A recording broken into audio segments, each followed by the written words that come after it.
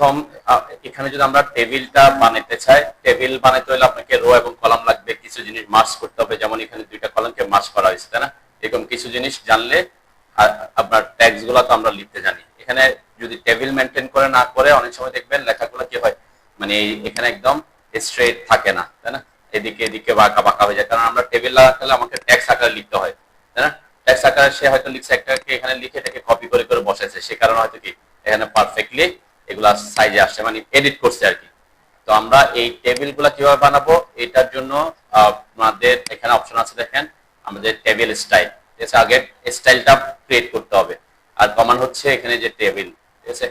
TB লিখে enter করলে আমরা টিবি হচ্ছে টেবিল ইনসার্ট করার কমান্ড, আর আমাদের টিবিএস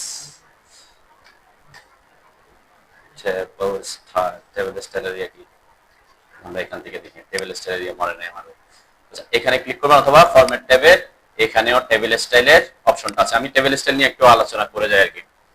সবাই এই যে এখানে ফরম্যাট থেকে আসলাম, এখান থেকে টেবিল স্টাইল আসতে পারেন, অথবা অ্যানোটেশন ট্যাবের এটা হচ্ছে টেবিল স্টাইল, এখানে আসে স্টাইলগুলা। স্টাইল যেমন আমরা text style, multi litre style, dimension style create করছি, সেম এখানে একটা টেবিল স্টাইল আছে স্ট্যান্ডার্ড। তো আমরা এই স্ট্যান্ডার্ডটাকে আমাদের মতো করে একটা ক্রিয়েট করব, ঠিক আছে? যে স্ট্যান্ডার্ডে ক্লিক করে আপনারা নিউতে ক্লিক করেন। আমাদের টেবিলটা কিসের জন্য বানাইতে হতে পারে, ডো শিডিউল বানাবো, উইন্ডো শিডিউল বানাবো, কলাম শিডিউল, বিম শিডিউল, এরকম যখন শিডিউল বানাই আমরা, অথবা রিইনফোর্সমেন্ট ডিটেইলিং এর জন্য এরকম চার্ট বানাই, তখন আমরা টেবিলটা লাগবে, ঠিক আছে? সাপোজ এখানে আমি একটা জাস্ট ডো শিডিউল নাম দিলাম, জাস্ট র্যান্ডম আমি বলছি আমি এখন যে স্টাইলটা বানাচ্ছি সেটা ডো শিডিউলের জন্য। ওকে, কন্টিনিউ দেওয়ার পর আমি একটা ডো শিডিউলের জন্য কয়টা কলাম এবং কয়টা রো লাগবে এটা একটা ফ্যাক্ট, ঠিক আছে? এবং এখানে আমরা এগুলাকে কলাম বলতেছি, এগুলা কি রো থাকে, তাই না? তাহলে এখানের মধ্যে ডো শিডিউল এটা হচ্ছে আমাদের টাইটেল। তো একটা টেবিলের অবশ্যই টাইটেল থাকবে, এরপরে এগুলা কি এখানে আমাদের কিছু টেবিল, প্রত্যেকটা কলামের আলাদা আলাদা নাম থাকে, তাই না? এইখান থেকে আমরা যদি দেখি এই অপশনগুলো এখানে আছে, এটাকে বলতেছে টাইটেল, তারপর প্রত্যেকটা কলামের যে নামটা বলছে এটাকে হেডার বলছে, এরপর ডাটা, আমরা যা লিখবো সেগুলোকে ডাটা হিসেবে ডিফাইন করতেছে। নরমালি এটা হচ্ছে টেবিলের প্যাটার্ন, ঠিক আছে? কিছু ক্ষেত্রে হয়তো আপনার টেবিলের কোনো টাইটেল লাগতেছে না, তখন আমরা টাইটেলটা এখান থেকে বাদ দিতে পারবো। তো আমি এই যে ডো শিডিউলে ক্লিক করার পর দেখেন এখানে কি কি অপশন আপনাকে এডিট করতে পারে। সাধারণত নরমালি এই টেবিল ডিরেকশনটা ডাউনে থাকে, মানে উপরে টাইটেল থাকে, তারপর নিচে এগুলাই থাকে, তাই না? নরমাল ফরম্যাট হচ্ছে এটাই। আপনি যদি আপ করে দেন এটা উল্টে যাচ্ছে আর কি, টাইটেলটা নিচে চলে আসছে, হেডার তারপর ডাটাগুলো থাকতেছে। নরমাল কন্ডিশন আমাদের কি থাকে, ডাউনেই থাকে, তাই না? তো এখানে কিছু জিনিস আপনি চাইলে এডিট করতে পারবেন। কি এডিট করবেন? প্রথম হচ্ছে যে সেল স্টাইলের মধ্যে দেখেন কি লেখা আছে, ডেটা। তাহলে ডেটা হচ্ছে এই অপশনগুলো যেগুলো আমরা লিখবো, আর যেটা হেডার সেই অপশনটাও এখানে আছে। আমরা যদি প্রথমে ক্লিক করে দেখবেন তিনটা অপশনই আছে। তার মানে এই টাইটেলের জন্য যে টেবিলের যে বক্সটা আসতেছে সেটার জন্য টাইটেল অপশন আসতে হবে, হেডারের জন্য হেডার আসতে হবে, ডাটার জন্য ডাটাতে আসবেন। আমরা প্রথমে টাইটেল থেকে শুরু করি, যে টাইটেল অপশন। টাইটেল অপশনের ক্ষেত্রে আমি এত ডিটেলস এখানে যাচ্ছি না আর কি, কারণ এগুলা নরমালি যেভাবে সেভাবে থাকলে তো সমস্যা হয় না। প্রত্যেকটা ইয়ার জন্য আবার তিনটা অপশন পাবেন, জেনারেল, ট্যাক্স এবং বর্ডার। তার মানে এখানে আমাদের ট্যাক্স লিখতে ট্যাক্সের অপশনটা কি হবে, আর বর্ডারটা দেখতে কেমন দেখা যাবে, যে টাইটেলের বর্ডারটা দেখতে কেমন দেখা যাবে সেটার অপশনটা আছে। জেনারেল মধ্যে কি আছে, ফিল কালার না। সাধারণত আমরা কোনো কিছু লিখলে এটা ব্যাকগ্রাউন্ডে কি কোনো ফিল দেওয়াটা প্রেফার করি না। আমি যদি এখানে কোনো একটা কালার দিয়ে দিই, আমার কি হয়ে যাবে, ওই যে রিয়ার মধ্যে একটা কালার চলে আসবে, তাই না? সেটা আমরা প্রেফার করি না আর কি সাধারণত, এই জন্য না নি থাকে। তারপর অ্যালাইনমেন্ট, এই যে অ্যালাইনমেন্টটা কি বোঝাচ্ছে, অ্যালাইনমেন্টটাও সাধারণত মিডল সেন্টারই থাকে। এই যে টেক্সটটা কোথায় থাকবে, আমাদের যে বক্সটা থাকবে তার মাঝখানে থাকবে। যেমন যদি খেয়াল করেন আমার এই এটাতে কোথায় আছে, লেফট অ্যালাইনমেন্ট আছে, এটা মিডল অ্যালাইনমেন্টে নাই, তাই না? এটা যদি আপনি লেফট অ্যালাইনমেন্ট আনতে চান তখন এই জায়গায় চেঞ্জ করতে হবে। কোন জায়গায়, যে মিডল সেন্টারের জায়গায় আমরা মিডল লেফট করে দিব। তাহলে টেক্সটটা কোথায় চলে আসছে, এই যে এক পাশে চলে আসছে টাইটেলে, ঠিক আছে? যেমন এটার পার্সপেক্টিভে যদি আমি বলি সেটাই আছে। তো সাধারণত আমরা যে টেবিলগুলো করি সেগুলো কি অনেক সময় ম্যাক্সিমাম ক্ষেত্রে আমরা মানে ইয়াটা মিডলে রাখাটা প্রেফার করি, তাই না? তো যেটা যেভাবে রাখতে চান সেভাবে দিবেন। আমি মিডল সেন্টারে রাখলাম আপাতত। আর ফরম্যাট, এই যে ফরম্যাট সব এটাতে যদি ক্লিক করেন দেখবেন এখানে কি আসবে, টেবিলের যেই লেখাটা লিখবো সেটা কোন ফরম্যাট, সেটা কি টেক্সট লিখবো নাকি ডাটা লিখবো। সাধারণত আমাদের এই টেবিলটা আমরা টেবিলের যে টাইটেল সেটা জেনারেল ফরম্যাটে রাখি। আর আপনি যদি বলেন যে না এটা সবসময় টেক্সট লিখবেন, ডোর উইন্ডো শিডিউল, উইন্ডো শিডিউল, এগুলো কি টেক্সট থাকে, তাই না? তাহলে আপনি এখানে কি করে দিতে পারেন, এটা টেক্সট করে দিতে পারেন। তো এটা জেনারেল থাকলে তেমন কোনো মানে কি নাই, ঝামেলা নাই আর কি, কারণ এটা একটা টেক্সটের মতো দেখাবে, আমরা যা লিখবো তাই আসবে, ঠিক আছে? তো এটা আমরা জেনারেল রাখি, সমস্যা নাই। আমি একটু তাড়াতাড়ি দেখাচ্ছি কারণ এগুলো তেমন বেশি নাই, যেভাবে আছে সেভাবে থাকলে তেমন ইস্যু না আর কি। এটা টাইপটা এটা লেভেলই থাকবে, তার মানে যে টাইটেল এবং হেডার এগুলোকে লেভেলই বলে। এখানে যদি ক্লিক করেন দেখবেন এটা ডাটা, দুইটা অপশন আছে। এক লেভেল মানে হচ্ছে এটা ট্যাগ, যেটা কি জিনিস, টাইটেল না হেডার, ঠিক আছে? আর অন্যান্য সব তো ডাটা থাকবে। তো এখন যদি চান যে আপনার কোন একটা টেবিলে কোনো টাইটেল থাকবে না, সব কি থাকবে, ডেটা থাকবে, তখন আপনি টাইটেলটাকে কি করে দিবেন, ডেটা করে দিবেন। তখন এটাও কি হয়ে যাবে, মানে এই টেবিলটা টাইটেলের অপশনটা থাকবে না, এটাও কি হয়ে যাবে, ডাটার জন্য ঘর হয়ে যায়। কিন্তু আমরা টেবিল একটা অবশ্যই কি রাখি, একটা টাইটেল রাখি আর কি, ওকে? আর এই যে মার্জিনটা কি, এখানে হরিজন্টাল ও ভার্টিক্যাল, যে আমরা টেক্সট লেখার পরে এই উপরে কতটুকু ফাঁকা থাকবে আর পাশে কতটুকু ফাঁকা থাকবে সেটার একটা মার্জিন এখানে দেয়া আছে আর কি। তো এটা আপনি চাইলে 0.06 এর জায়গায় আপনি হয়তো একটু বাড়াতে পারেন। আমি 0.1 করলাম, এখানেও 0.1 করলাম, তাহলে একটু জায়গা বেশি থাকলো আর কি। এটা যদি এটা নরমালি চেক রাখতে হবে। চেক রাখলে কি হয়, এখানে যতগুলা কলাম আসবে সবগুলাকে মার্জ করে টাইটেলের জন্য কয়টা ঘর হবে, অনলি একটা, এই যে সে মার্জ করে দিবে। যদি এটা উঠাই দেন দেখবেন এখানে কি প্রত্যেকটা কলামের জন্য আলাদা আলাদা টাইটেল আসতেছে, সেটা আমরা করি না, সেজন্য এটাতে কি থাকে, মার্জে চেক থাকে আর কি, ওকে? এই খুব সিম্পল জিনিস। ট্যাক্সের মধ্যে এখানে আপনি চাইলে ট্যাক্সের যে ট্যাক্সটা লিখবেন সে ট্যাক্সের একটা স্টাইল ফিক্স করে দিতে পারেন। আমরা ট্যাক্স স্টাইল নিয়ে অনেক কথাবার্তা বলছি, বিভিন্ন কাজের জন্য বিভিন্ন ট্যাক্স স্টাইল আমরা ক্রিয়েট করছিলাম, তাই না? সাপোজ এই টেবিলটা আমি যেটা বানাইতে চাচ্ছি সেই টেবিলের জন্য আপনি একটা ট্যাক্স স্টাইল ক্রিয়েট করতে পারেন, তাই না? ক্রিয়েট করার জন্য কি করতে হয়, এই যে এখানে ক্লিক করলে একটা ট্যাক্স স্টাইল চলে আসে। সাপোজ আমরা এখান থেকে নিউ ক্লিক, আমি একটু তাড়াতাড়ি দেখাচ্ছি কারণ এগুলো আমরা অনেকবার বলছি। টেবিলের জন্য আমি একটা ট্যাক্স স্টাইল ক্রিয়েট করে নিলাম, ঠিক আছে? টেবিল ইজ অলরেডি ইন, আমার একটা অলরেডি আছে বলছে, যে এটা অলরেডি আছে।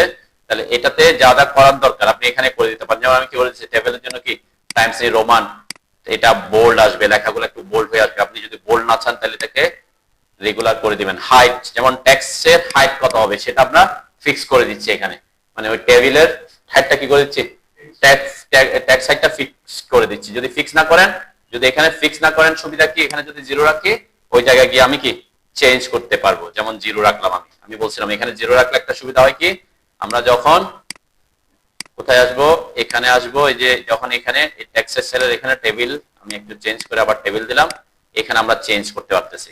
আর যদি ওখানে 10 ইঞ্চিটা ফিক্স থাকতো তাহলে এখানে কি 10 ইঞ্চি চলে আসতো অটোমেটিক, তাই না? তো এখানে চাইলে আমি এখন চেঞ্জ করতে পারি, যে আমি 8 ইঞ্চি দিলাম সাপোজ। কালার, আপনি লেয়ারের কালার দিতে চান লেয়ার কালার দিবেন, যদি অন্য কালার দিতে চান সেটা আপনি। এটা কিসের কালার, অনলি টাইটেল লেখাটা, টাইটেল যেটা লিখবো সেটার কালার, কিন্তু সেটা ট্যাক্সের কথা বলতেছি আমরা, কিন্তু টাইটেলটা ট্যাক্সের কালার, ঠিক আছে? সাপোজ আমি এখানে একটু চেঞ্জ করে দিলাম, বাইলিয়ানাতে রেড দিলাম, এই যে রেড কালার চলে আসছে, শুধু টাইটেলটার একটা কালার দিছি, ঠিক আছে? এরপরে এখানে তার কিছু আমার দরকার পড়তেছে না, অ্যাঙ্গেল 0 থাকতেছে। বর্ডারটা কি, বর্ডারটা হচ্ছে যে আমার টাইটেলের চারপাশে যে বর্ডারটা আসতেছে সেটা দেখতে কেমন হয়, ঠিক আছে? তো এখানে লাইন ওয়েট চাইলে আপনি এটা মোটা রাখতে চান তাহলে একটু কি করে দিতে পারেন, যে টেবিলেরটা আপনি একটু কি রাখতে চাচ্ছেন, ঠিক রাখতে চাচ্ছেন। যদি না, যেমন এখানে সবগুলো সেম, এটা কোনো ইস্যু না। তারপর আমি একটু মোটা রাখলাম।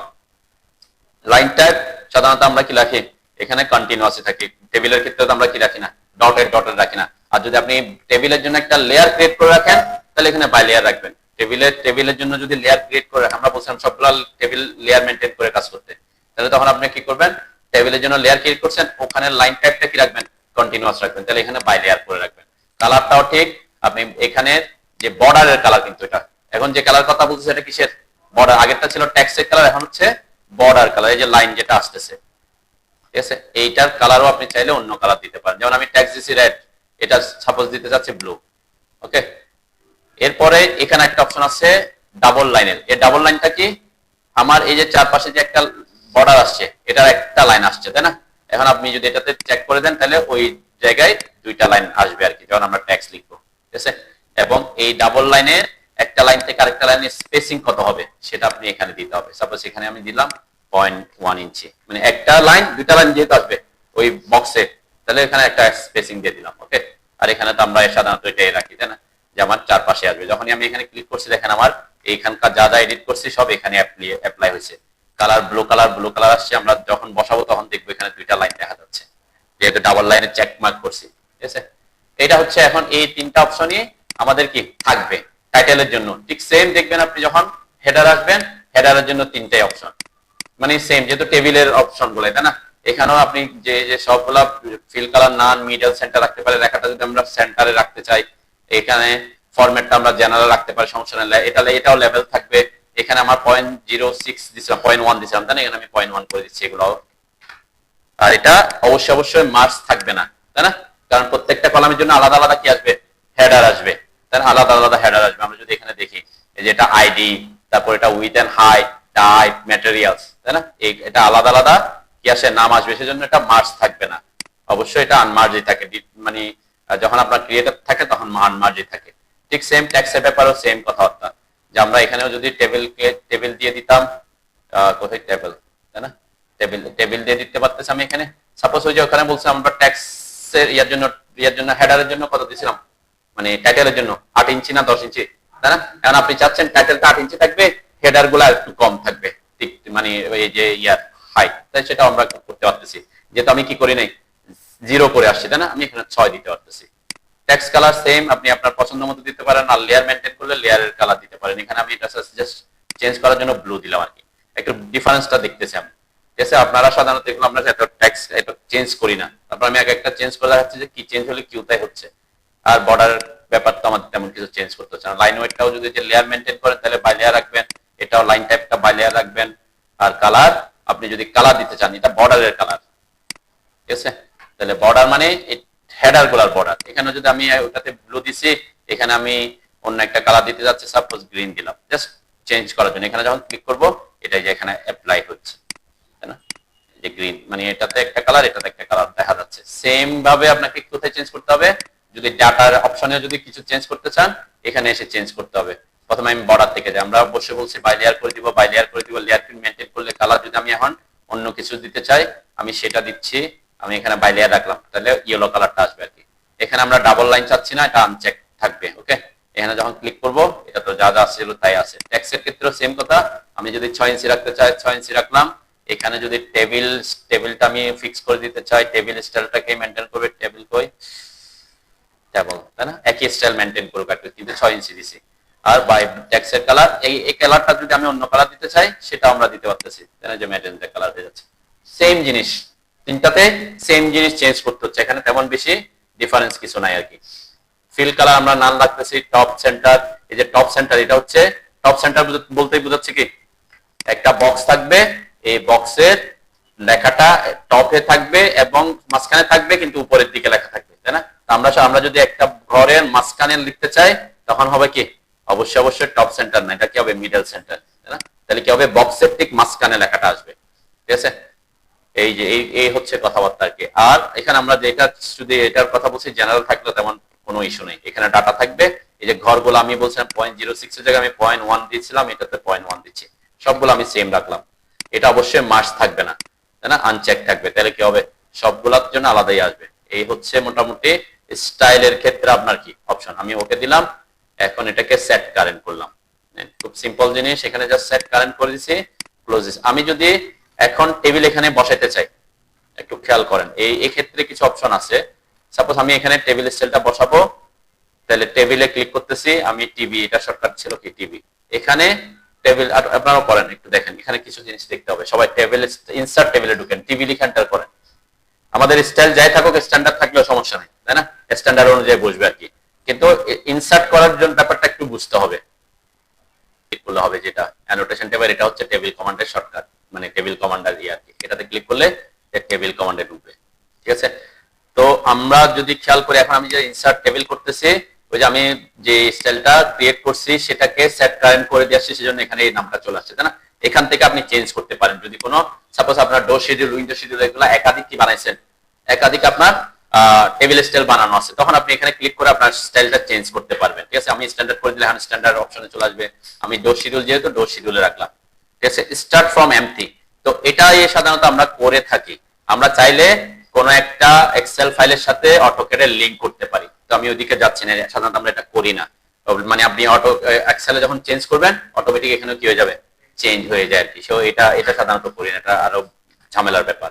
তো আমরা এখানে স্টার্ট ফ্রম এমটি টেবিল রাখলাম। ওকে, এই অপশনটার কথা বলছি আমরা। এখানে দুইটা অপশন আছে দেখেন, একটা হচ্ছে স্পেসিফাই ইনসারশন পয়েন্ট, আর একটা হচ্ছে স্পেসিফাই উইন্ডো। ম্যাক্সিমাম ক্ষেত্রে আমরা এটাকে প্রেফারেন্সে আসি, স্পেসিফাই উইন্ডো আগে সেটা দেখি একটু। সেটা কি, যে স্পেসিফাই উইন্ডোতে ক্লিক করেন। আমি পরেরটা পরে দেখাচ্ছি আর কি, আগে নিচেরটা দেখতেছি। স্পেসিফাই উইন্ডোতে যখন ক্লিক করবেন, এখানে কিছু ডাটা আপনাকে দিতে হবে। প্রথম অপশন হচ্ছে কি, কলাম এন্ড রো সেটিংস এর মধ্যে কলাম, কয়টা কলাম হবে, তাই না? যেমন আমি যদি এটাকে করতে চাই, আমি ছোট একটা দিয়ে করতেছি বেশি সময় নষ্ট না করার জন্য। এখানে কয়টা কলাম আছে, 4টা কলাম, তাই না? তাহলে আমার এখানে ডাটা হবে কি, কলামের এখানে হবে 4, তাই না? দেন আমি যখন স্পেসিফাই উইন্ডোতে আছে, কিন্তু এটা কিন্তু কলাম উইথটা কিন্তু অফ। ঠিক আছে, যখন এটাতে যাব তখন এটা কিন্তু অ্যাক্টিভ হয়। তো দুইটার মধ্যে একটু ডিফারেন্স আছে, সেজন্য আমি প্রথমে স্পেসিফাই উইন্ডোটা দেখাচ্ছি।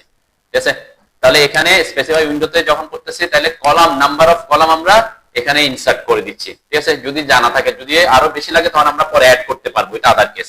নরমালি আমরা কি করে, যে আমাদের কয়টা কলাম লাগবে, কয়টা রো লাগবে, সেটা আমার জানা আছে, তাহলে আমরা ভ্যালুটা এখানে দিয়ে দিব। অথবা আপনি বেশি দিয়ে দিতে পারেন, আমরা পরে ডিলিটও করতে পারি। ঠিক আছে, অ্যাডও করতে পারবো, ডিলিটও করতে পারবো, এটা কোনো ইস্যু না। তাহলে কলাম দিলাম 4-এ, রো এখানে দেখেন, যখন আমরা স্পেসিফাই এতে আছে, আমার এখানে দুইটা অপশন, একটা হচ্ছে ডাটা রো কয়টা হবে অথবা রো হাইট কত হবে। দুইটা জিনিস আমরা এখানে কি করে দিতে পারি, তাকে বলে দিতে পারি। দেখেন, তাহলে আমার সাপোজ আমার জানা আছে যে কয়টা রো হবে। ঠিক আছে, যেমন এখানে জানা আছে দুইটা কেস, আমি দুইটাই দেখাচ্ছি।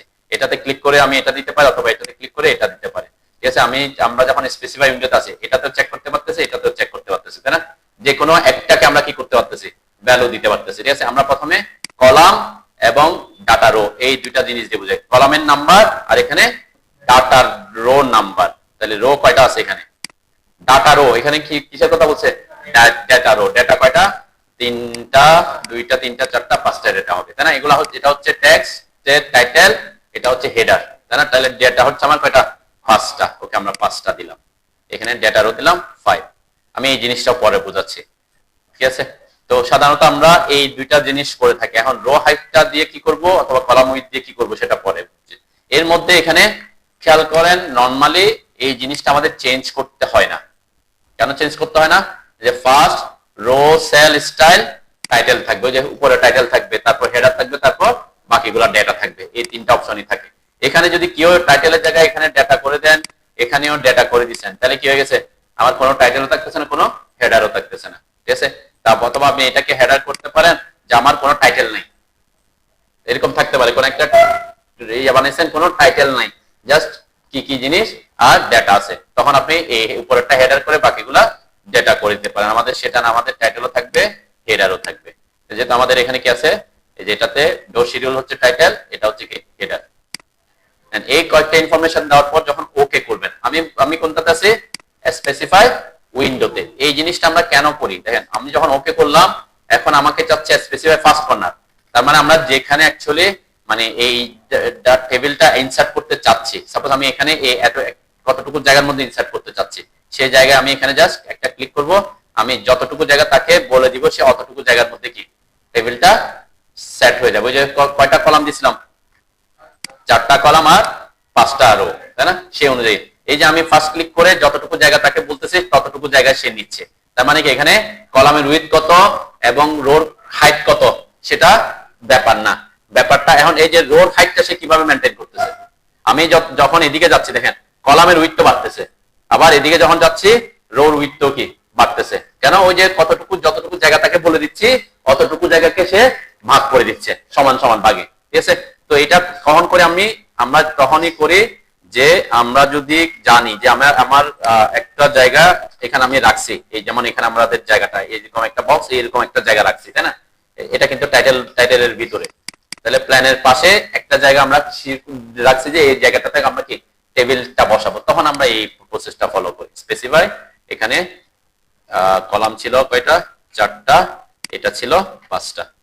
ওকে করে আমি কতটুকু জায়গার মধ্যে বসাতে যাচ্ছি, এখান থেকে এখানে জাস্ট ক্লিক করে দিলে কি এটা বসে যাচ্ছে। ঠিক আছে, এটা হচ্ছে একটা প্রেফারেন্স আমাদের। এটার ক্ষেত্রে যতটুকু এলাকা সেট করে দিবেন অতটুকু এলাকার মধ্যে সে কি সমান সমান ভাগে বসে যাবে। ওকে, আর এরপরে নেক্সট অপশনটাতে যদি আমি যাই, আমি স্পেস বার চাপলাম, সরি স্কিপ দিলাম, স্পেস বার চাপলাম, টেবিল স্টাইলে ঢুকলাম। এই অপশনটা কি, আমি যদি কলাম, নরমালি আমাদের কলাম উইথ কিন্তু কি থাকে, জানা থাকে, মানে কলাম জানা থাকে সংখ্যা, এবং আমি যদি এখানে উইথটাকে তাকে কনফার্ম করে দিই, দেন এখানে কি হয়ে গেছে, কলাম চলে গেছে। এন্ড উইথ দিলে কি হবে, আমি তাকে যদি বলি 5 ইঞ্চি, আমার একটা কলামের উইথ হবে এখান থেকে এখানে 1 ফিট করে, সেটা সাধারণত আমরা করি না। ঠিক আছে, আমি একটু দেখাচ্ছি তারপরও। আর রো হাইট, এই যে রো হাইটের জায়গায় আমি রো হাইট দিলাম, এখানে দিলাম রো হাইট তো এক লাইনে, আমরা একটা রোতে একটা লাইনে লিখবো, একটা লাইনে লিখি তাই না। যদি একাধিক লাইন লিখতে হয় তখন কি করবেন, নাম্বার অফ লাইন বাড়াবেন, আমরা একটা রাখি। ওকে, একটা রাখলাম। দেন এরপরেও যদি আমি যখন ক্লিক করতেছি, দেন আমি যখন এদিকে যাচ্ছি আমার কলামের সংখ্যা কি হচ্ছে, আস্তে আস্তে বাড়তেছে। কেন বাড়তেছে, কারণ আমি তো তাকে বলে দিচ্ছি একটা কলামের উইথ হবে 12 ইঞ্চি। তাহলে আমি যখন এখানে ক্লিক করে এদিকে যাচ্ছি, জায়গা যত বাড়তেছে প্রতি 12 ইঞ্চির জন্য সে একটা একটা কি কলাম বাড়াচ্ছে। ঠিক আছে, তো সেটা আমরা সাধারণত, এবং যত নিচের দিকে আসতেছি রো সংখ্যাও কি হচ্ছে, বাড়তেছে। কেন বাড়তেছে, ওই একটা লাইনের জন্য একটা রো, তাহলে যখন সেকেন্ড লাইন আসতেছে তখন আরেকটা রো বাড়তেছে। ঠিক আছে, এটা হচ্ছে একটা ওয়ে, সেটা আমরা সাধারণত খুব কম করি। আমরা বলি কি, আমাদের সাধারণত এরকম আমরা একটা ধারণা নিয়ে রাখি আগে থেকে, যে আমার কয়টা ডাটা রাখবে, কয়টা কলাম লাগবে, সেই অনুযায়ী আমরা ওই অপশনটা ইউজ করি আর কি ম্যাক্সিমাম ক্ষেত্রে। ঠিক আছে, তাহলে যে কলাম এবং এটার ব্যাপার তো বুঝছেন নাকি। তাহলে আমরা অটো এই উইথটাও দিয়ে রাখি না, অটো হইলে কি হবে, যতটুকু জায়গা দিব ওর মধ্যে সে কি করে দিবে, ভাগ করে দেয়। ঠিক আছে, এবং রো নাম্বার যদি আপনি এখানে না দিয়ে রাখতে চান, যে আপনি তখন এখানে দিয়ে দিবেন, একটা রো লাইন দিবেন, তখন অটোমেটিক কি বাড়বে কমবে। ওকে, এটা একটু দেখা দিই, এটাও খুব কম ইউজ করি আমরা, স্পেসিফাই ইনসারশন পয়েন্ট। এটা কি জিনিস, স্পেসিফাই ইনসারশন পয়েন্টটা হচ্ছে যেখানে ক্লিক করবেন টেবিলটা ওখানে বসে যাবে। স্পেসিফাই ইনসারশন পয়েন্ট এই অপশনে যখন থাকবেন তখন আপনাকে কিন্তু 4টা ডাটায় দিতে হবে। ঠিক আছে, 4টা ডাটা মানে কি, কলামের সংখ্যা দিতে হবে, কলামের উইথ ফিক্স করে দিতে হবে। কোনটাতে, স্পেসিফাই ইনসারশন। আপনি একদম ফিক্স ভাবে যাচ্ছেন, আগের মতো না যে কোনো একটা এলাকা সেট করে দিবেন না, তাকে বলতে চাচ্ছেন যে এতটা কলাম হবে, একটা কলামের উইথ এতটা করে হবে, এতটা রো হবে, এটার উইথ এত করে হবে। ঠিক আছে, সেটা যেমন আমি 5টা আর এখানে 4টা, এবং আমি বলছি কলাম উইথ দিব আমি সাপোজ এখানে 18 ইঞ্চি করে, একটা কলামের উইথ হবে 18 ইঞ্চি, আর রো হাইট এক লাইনই থাকুক। ওকে, এটা ব্যাপার দেখেন, এটা হচ্ছে এখন টেবিলটা পুরোটা রেডি হয়ে চলে আসছে। জাস্ট আমি যেখানে ক্লিক করব সেখানে সে ওইভাবে বসবে। ঠিক আছে, তো এটার একটা ব্যাপার থাকে, আমার অনেক সময় এটা সাইজে ছোট হয়ে যেতে পারে, বড় হইতে পারে না, এই কারণে আমরা যে ইনসারশন পয়েন্ট না করে এটা করি, যে কতটুকু এলাকার মধ্যে বসাতে চাচ্ছি, যতটুকু এলাকা সেট করে দিচ্ছি অতটুকু এলাকার মধ্যে আমার ট্যাক্সটা কি হয়ে যাচ্ছে, বসতেছে। ওকে, একটা টেবিল বসান, এখন টেবিল কোথায় ফিক্স করছি, যে টেবিল স্টাইলে আমরা ফিক্স করে দিয়ে আসছি। আমি এই যে টেবিল স্টাইলে গেলে দেখবেন, এই যে টেবিল ডো শিডিউলের মডিফাইতে আসলে এই যে আমি ট্যাক্সের এখানে কিন্তু এগুলো ফিক্স করে দিয়ে আসছি, তাই না, 6 ইঞ্চি করে এরকম করে। কিন্তু এটা যদি আপনি আপনার যেটা আছে সেটা হয়তো স্ট্যান্ডার্ডে আছে, স্ট্যান্ডার্ডে যদি দেখবেন এই হাইট গুলা খুব কম আছে, যে 0.18 ইঞ্চি এরকম আছে, তার কারণে কি ওটা এরকম আসতেছে। ঠিক আছে, এইগুলা আপনাকে ফিক্স করতে হবে আর কি, হাইট গুলা।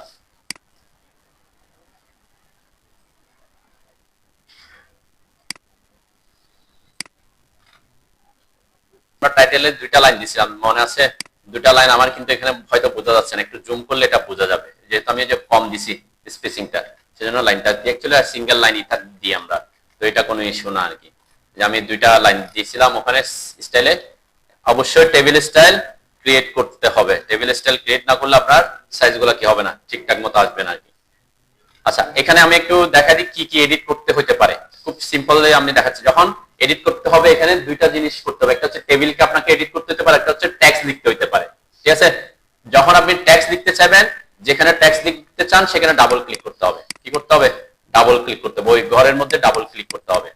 ঠিক আছে, ডাবল ক্লিক করলে আপনার এই যে মাল্টি লাইন ট্যাক্স এর মধ্যে ঢুকে যাবে। ট্যাক্স লেখার ব্যাপারে আমরা অনেক কথা বলছি, যাব না, কি করতে হবে, ঘরের মধ্যে মানে বক্সের মধ্যে ভিতরে, এখন কিও এই যে লাইনের উপরে না, লাইনের উপরে ক্লিক করলে কে সিলেক্ট হবে, টেবিল টেবিল সিলেক্ট, ঠিক আছে। আর যদি আপনি কি করেন টেবিল ঘরের মধ্যে ডাবল ক্লিক করেন তাহলে কে আসবে, ঠিক আছে।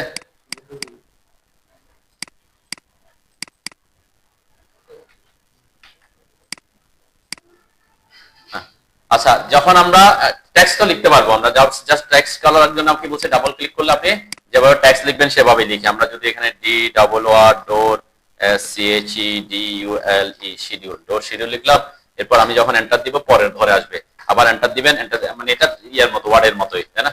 এখন এভাবে লিখে লিখে আপনি কি ইয়া করতে পারেন। টেক্সট ক্ষেত্রে যেখানে লিখবেন সেখানে কি ডাবল ক্লিক করতে হবে, ঠিক আছে। তো ওই টেক্সট লেখাটা হয়তো পারবেন। টেবিলকে কিভাবে এডিট করবেন সেটা একটু দেখেন, একটু খেয়াল করেন, এদিকে দেখেন। টেবিলকে যদি আপনি এডিট করতে চান আপনাকে জাস্ট একটা ক্লিক করতে হবে, ক্লিক করলে আপনার টেবিল সেলে ঢুকবে। ডাবল ক্লিক করলে কোথায় টেক্সট যাচ্ছে, আর একটা জাস্ট ক্লিক করলে আপনি একটা একটা ক্লিক করলে কোথায় যাবে, আপনার মানে টেবিল সেলে যাবে। এখন আমার যদি এরকম দরকার হয়, যেমন এখানে এখানে হয়তো নাই, আমরা আমরা আরেকটা ইয়া দেখি, দুইটা কলামকে, যদিও এটা টাইটেলের ব্যাপার, এখানে কিন্তু দেখেন এখানে এরা যেটা লিখছে এটা তো টাইটেলটা আলাদা করে লিখছে, ট্যাক্স অনুযায়ী লিখছে, তার মানে এটা হচ্ছে হেডার। অ্যাকচুয়ালি এই দুইটা এগুলা হচ্ছে কি হেডারটা। তা হেডারের মধ্যে আবার দেখেন দুইটা রো, মানে এখানে দুইটা রোকে ওরা কি করছে, মার্জ করছে। যদি হিসাব করেন এখানে কয়টা রো, দুইটা রো না, তাহলে দুইটা রোকে এখানে আপনাকে একটা রো বানাইতে হচ্ছে। আবার এখানে দুইটা কলামকে সে কি করছে, একটা কলাম বানাইছে, মানে কি এখানে অ্যাকচুয়ালি এই বরাবর তো দুইটা কলাম, তাহলে দুইটা কলামকে মিলে সে একটা কলাম বানাইছে। আবার এখানে এইগুলাতে হচ্ছে কি, এখানে হলে তো দুইটা রো হচ্ছে, তাহলে দুইটা রোকে আমাকে কি করতে হবে, একটা রো বানাইতে হবে, তাই না। এই জিনিসগুলা কিভাবে এডিট করব সেটার জন্য আমি বলছি কি, যেখানে আপনি এডিট করবেন, কোথায় আছে আমার টেবিলটা, কই,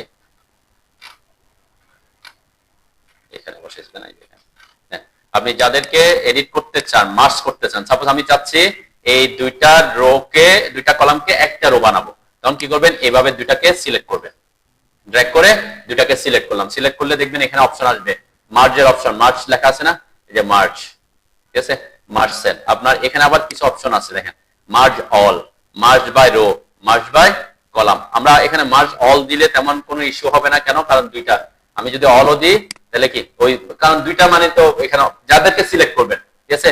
তাহলে কিন্তু আমরা যদি এটাকে এভাবে করি, কন্ট্রোল জেড দিলাম, আমি এখানে সিলেক্ট করলাম কয়টা, চারটা। এখন চারটাকে আপনি কি বানাতে চাচ্ছি, চারটাকে কি একটা বানাতে চাচ্ছি কিনা, তাই না, এটা হইতে পারে। চারটাকে মানে দুইটা কলাম দুইটা রো মিলে একটা বক্স হবে, তখন কি দিতে হবে আপনাকে, মার্জ অল, তাই না, তখন দিতে হবে মার্জ অল। অল দিলে কি হয়ে যাবে, সবগুলা মার্জ হয়ে যাচ্ছে, ঠিক আছে। কিন্তু যদি আমি এরকম চাই যে আমি এদেরকে সিলেক্ট করলাম, কিন্তু আমি চাচ্ছি যে সবগুলা মিলে একটা হবে না, শুধুমাত্র এই রো অনুযায়ী রো গুলা কি হয়ে যাবে, মানে কলাম গুলা মার্জ হয়ে একটা একটা রো হয়ে যাবে, ঠিক আছে, কলাম গুলা মার্জ হয়ে একটা কলাম হয়ে যাবে আর কি, এরকম হইতে পারে। এবং সবগুলা মিলে একটা হবে, তখন আপনি কি করবেন, এখানে আসবেন, এই যে merge by row, merge by row দিয়ে দিতে হবে, রো অনুযায়ী কি হবে, মার্জ হবে। আমরা যদি এখানে করি, এই যে দেখেন রো অনুযায়ী কি হয়ে গেছে, মার্জ হয়ে গেছে, কিন্তু ওই যে কলামকে বাদ দিয়ে দিয়েছে, কলাম লাইনটাকে কি বাদ দিয়ে দিতে। এরকম আমাদের লাগতে পারে যে দুইটা কলামকে মিলে কি একটা রো বানাচ্ছি, এটা একটা কেস। অথবা আমি যদি এটাকে এভাবে করতে চাই, আমি এখানে দিলাম, এখন চাচ্ছি merge by column, merge by column হলে কি হবে, হ্যাঁ, আমরা যদি একটু মার্জ বাই কলাম দিই, দেন ওই যে পুরাটা মিলে একটা কি রো, কলাম গুলা যতটা কলাম সেটা ঠিক আছে, কিন্তু রো গুলা মিলে কি একটা ইয়াতে চলে আসছে, রোতে চলে আসছে, ঠিক আছে। এভাবে আপনার এডিট করতে হতে পারে। তো একটা হচ্ছে কি করা, মার্জ বাই অল, আপনি যাদেরকে সিলেক্ট করবেন সবগুলাকে মার্জ করে দিবে। আর হচ্ছে আপনি যদি চান যে না আমার এই দুইটাকে সে একটা একটা কলাম করে ফেলো, তখন আমরা কি করব, সবগুলাতে যদি হয় সবগুলা সিলেক্ট করে দিবেন, মার্জ বাই রো দিবেন, তাহলে কি রো অনুযায়ী ইয়ে হয়ে যাবে, ঠিক আছে। এটা একটা অপশন আপনার লাগতে পারে।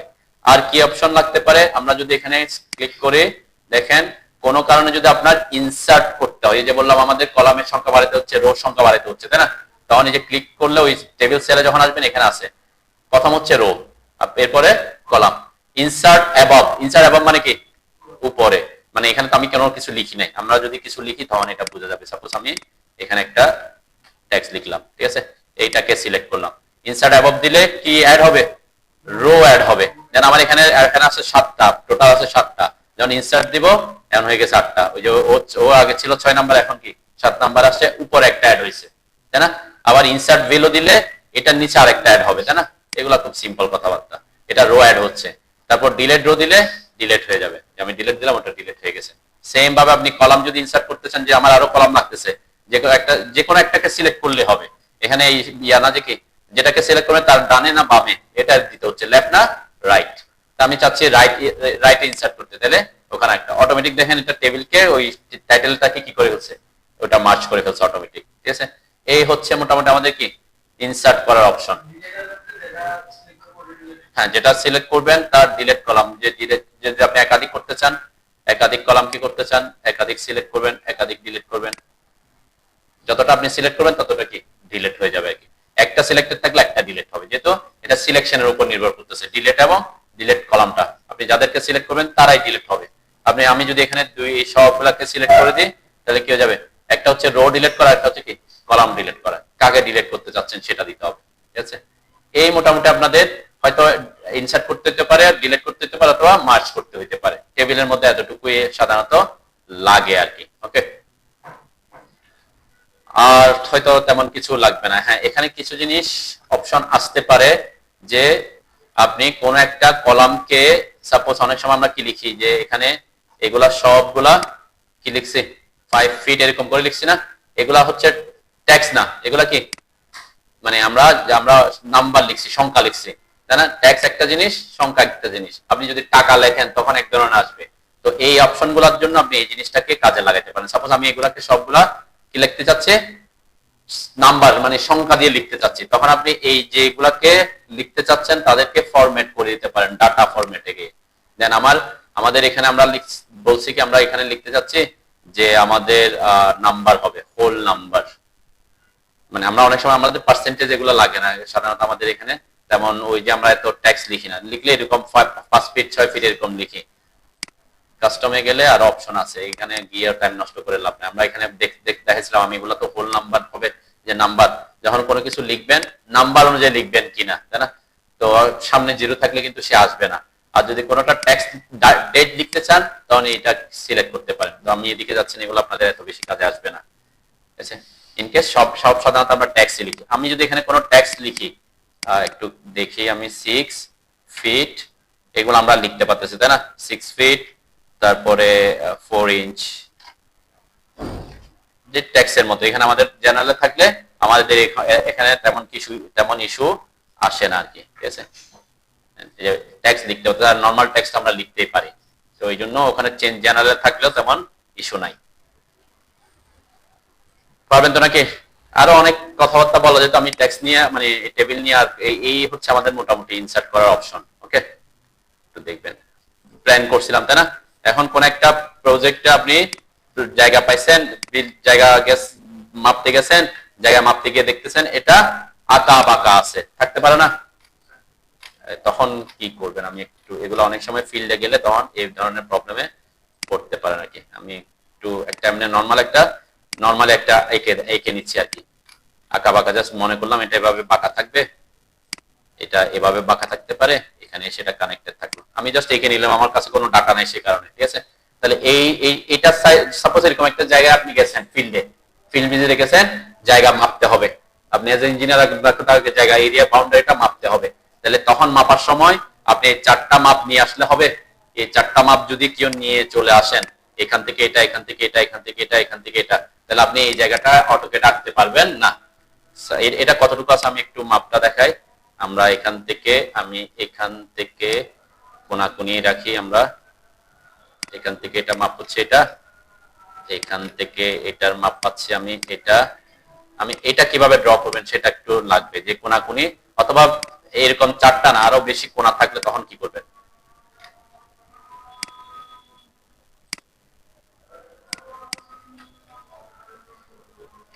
কোন স্টাইলে আছে,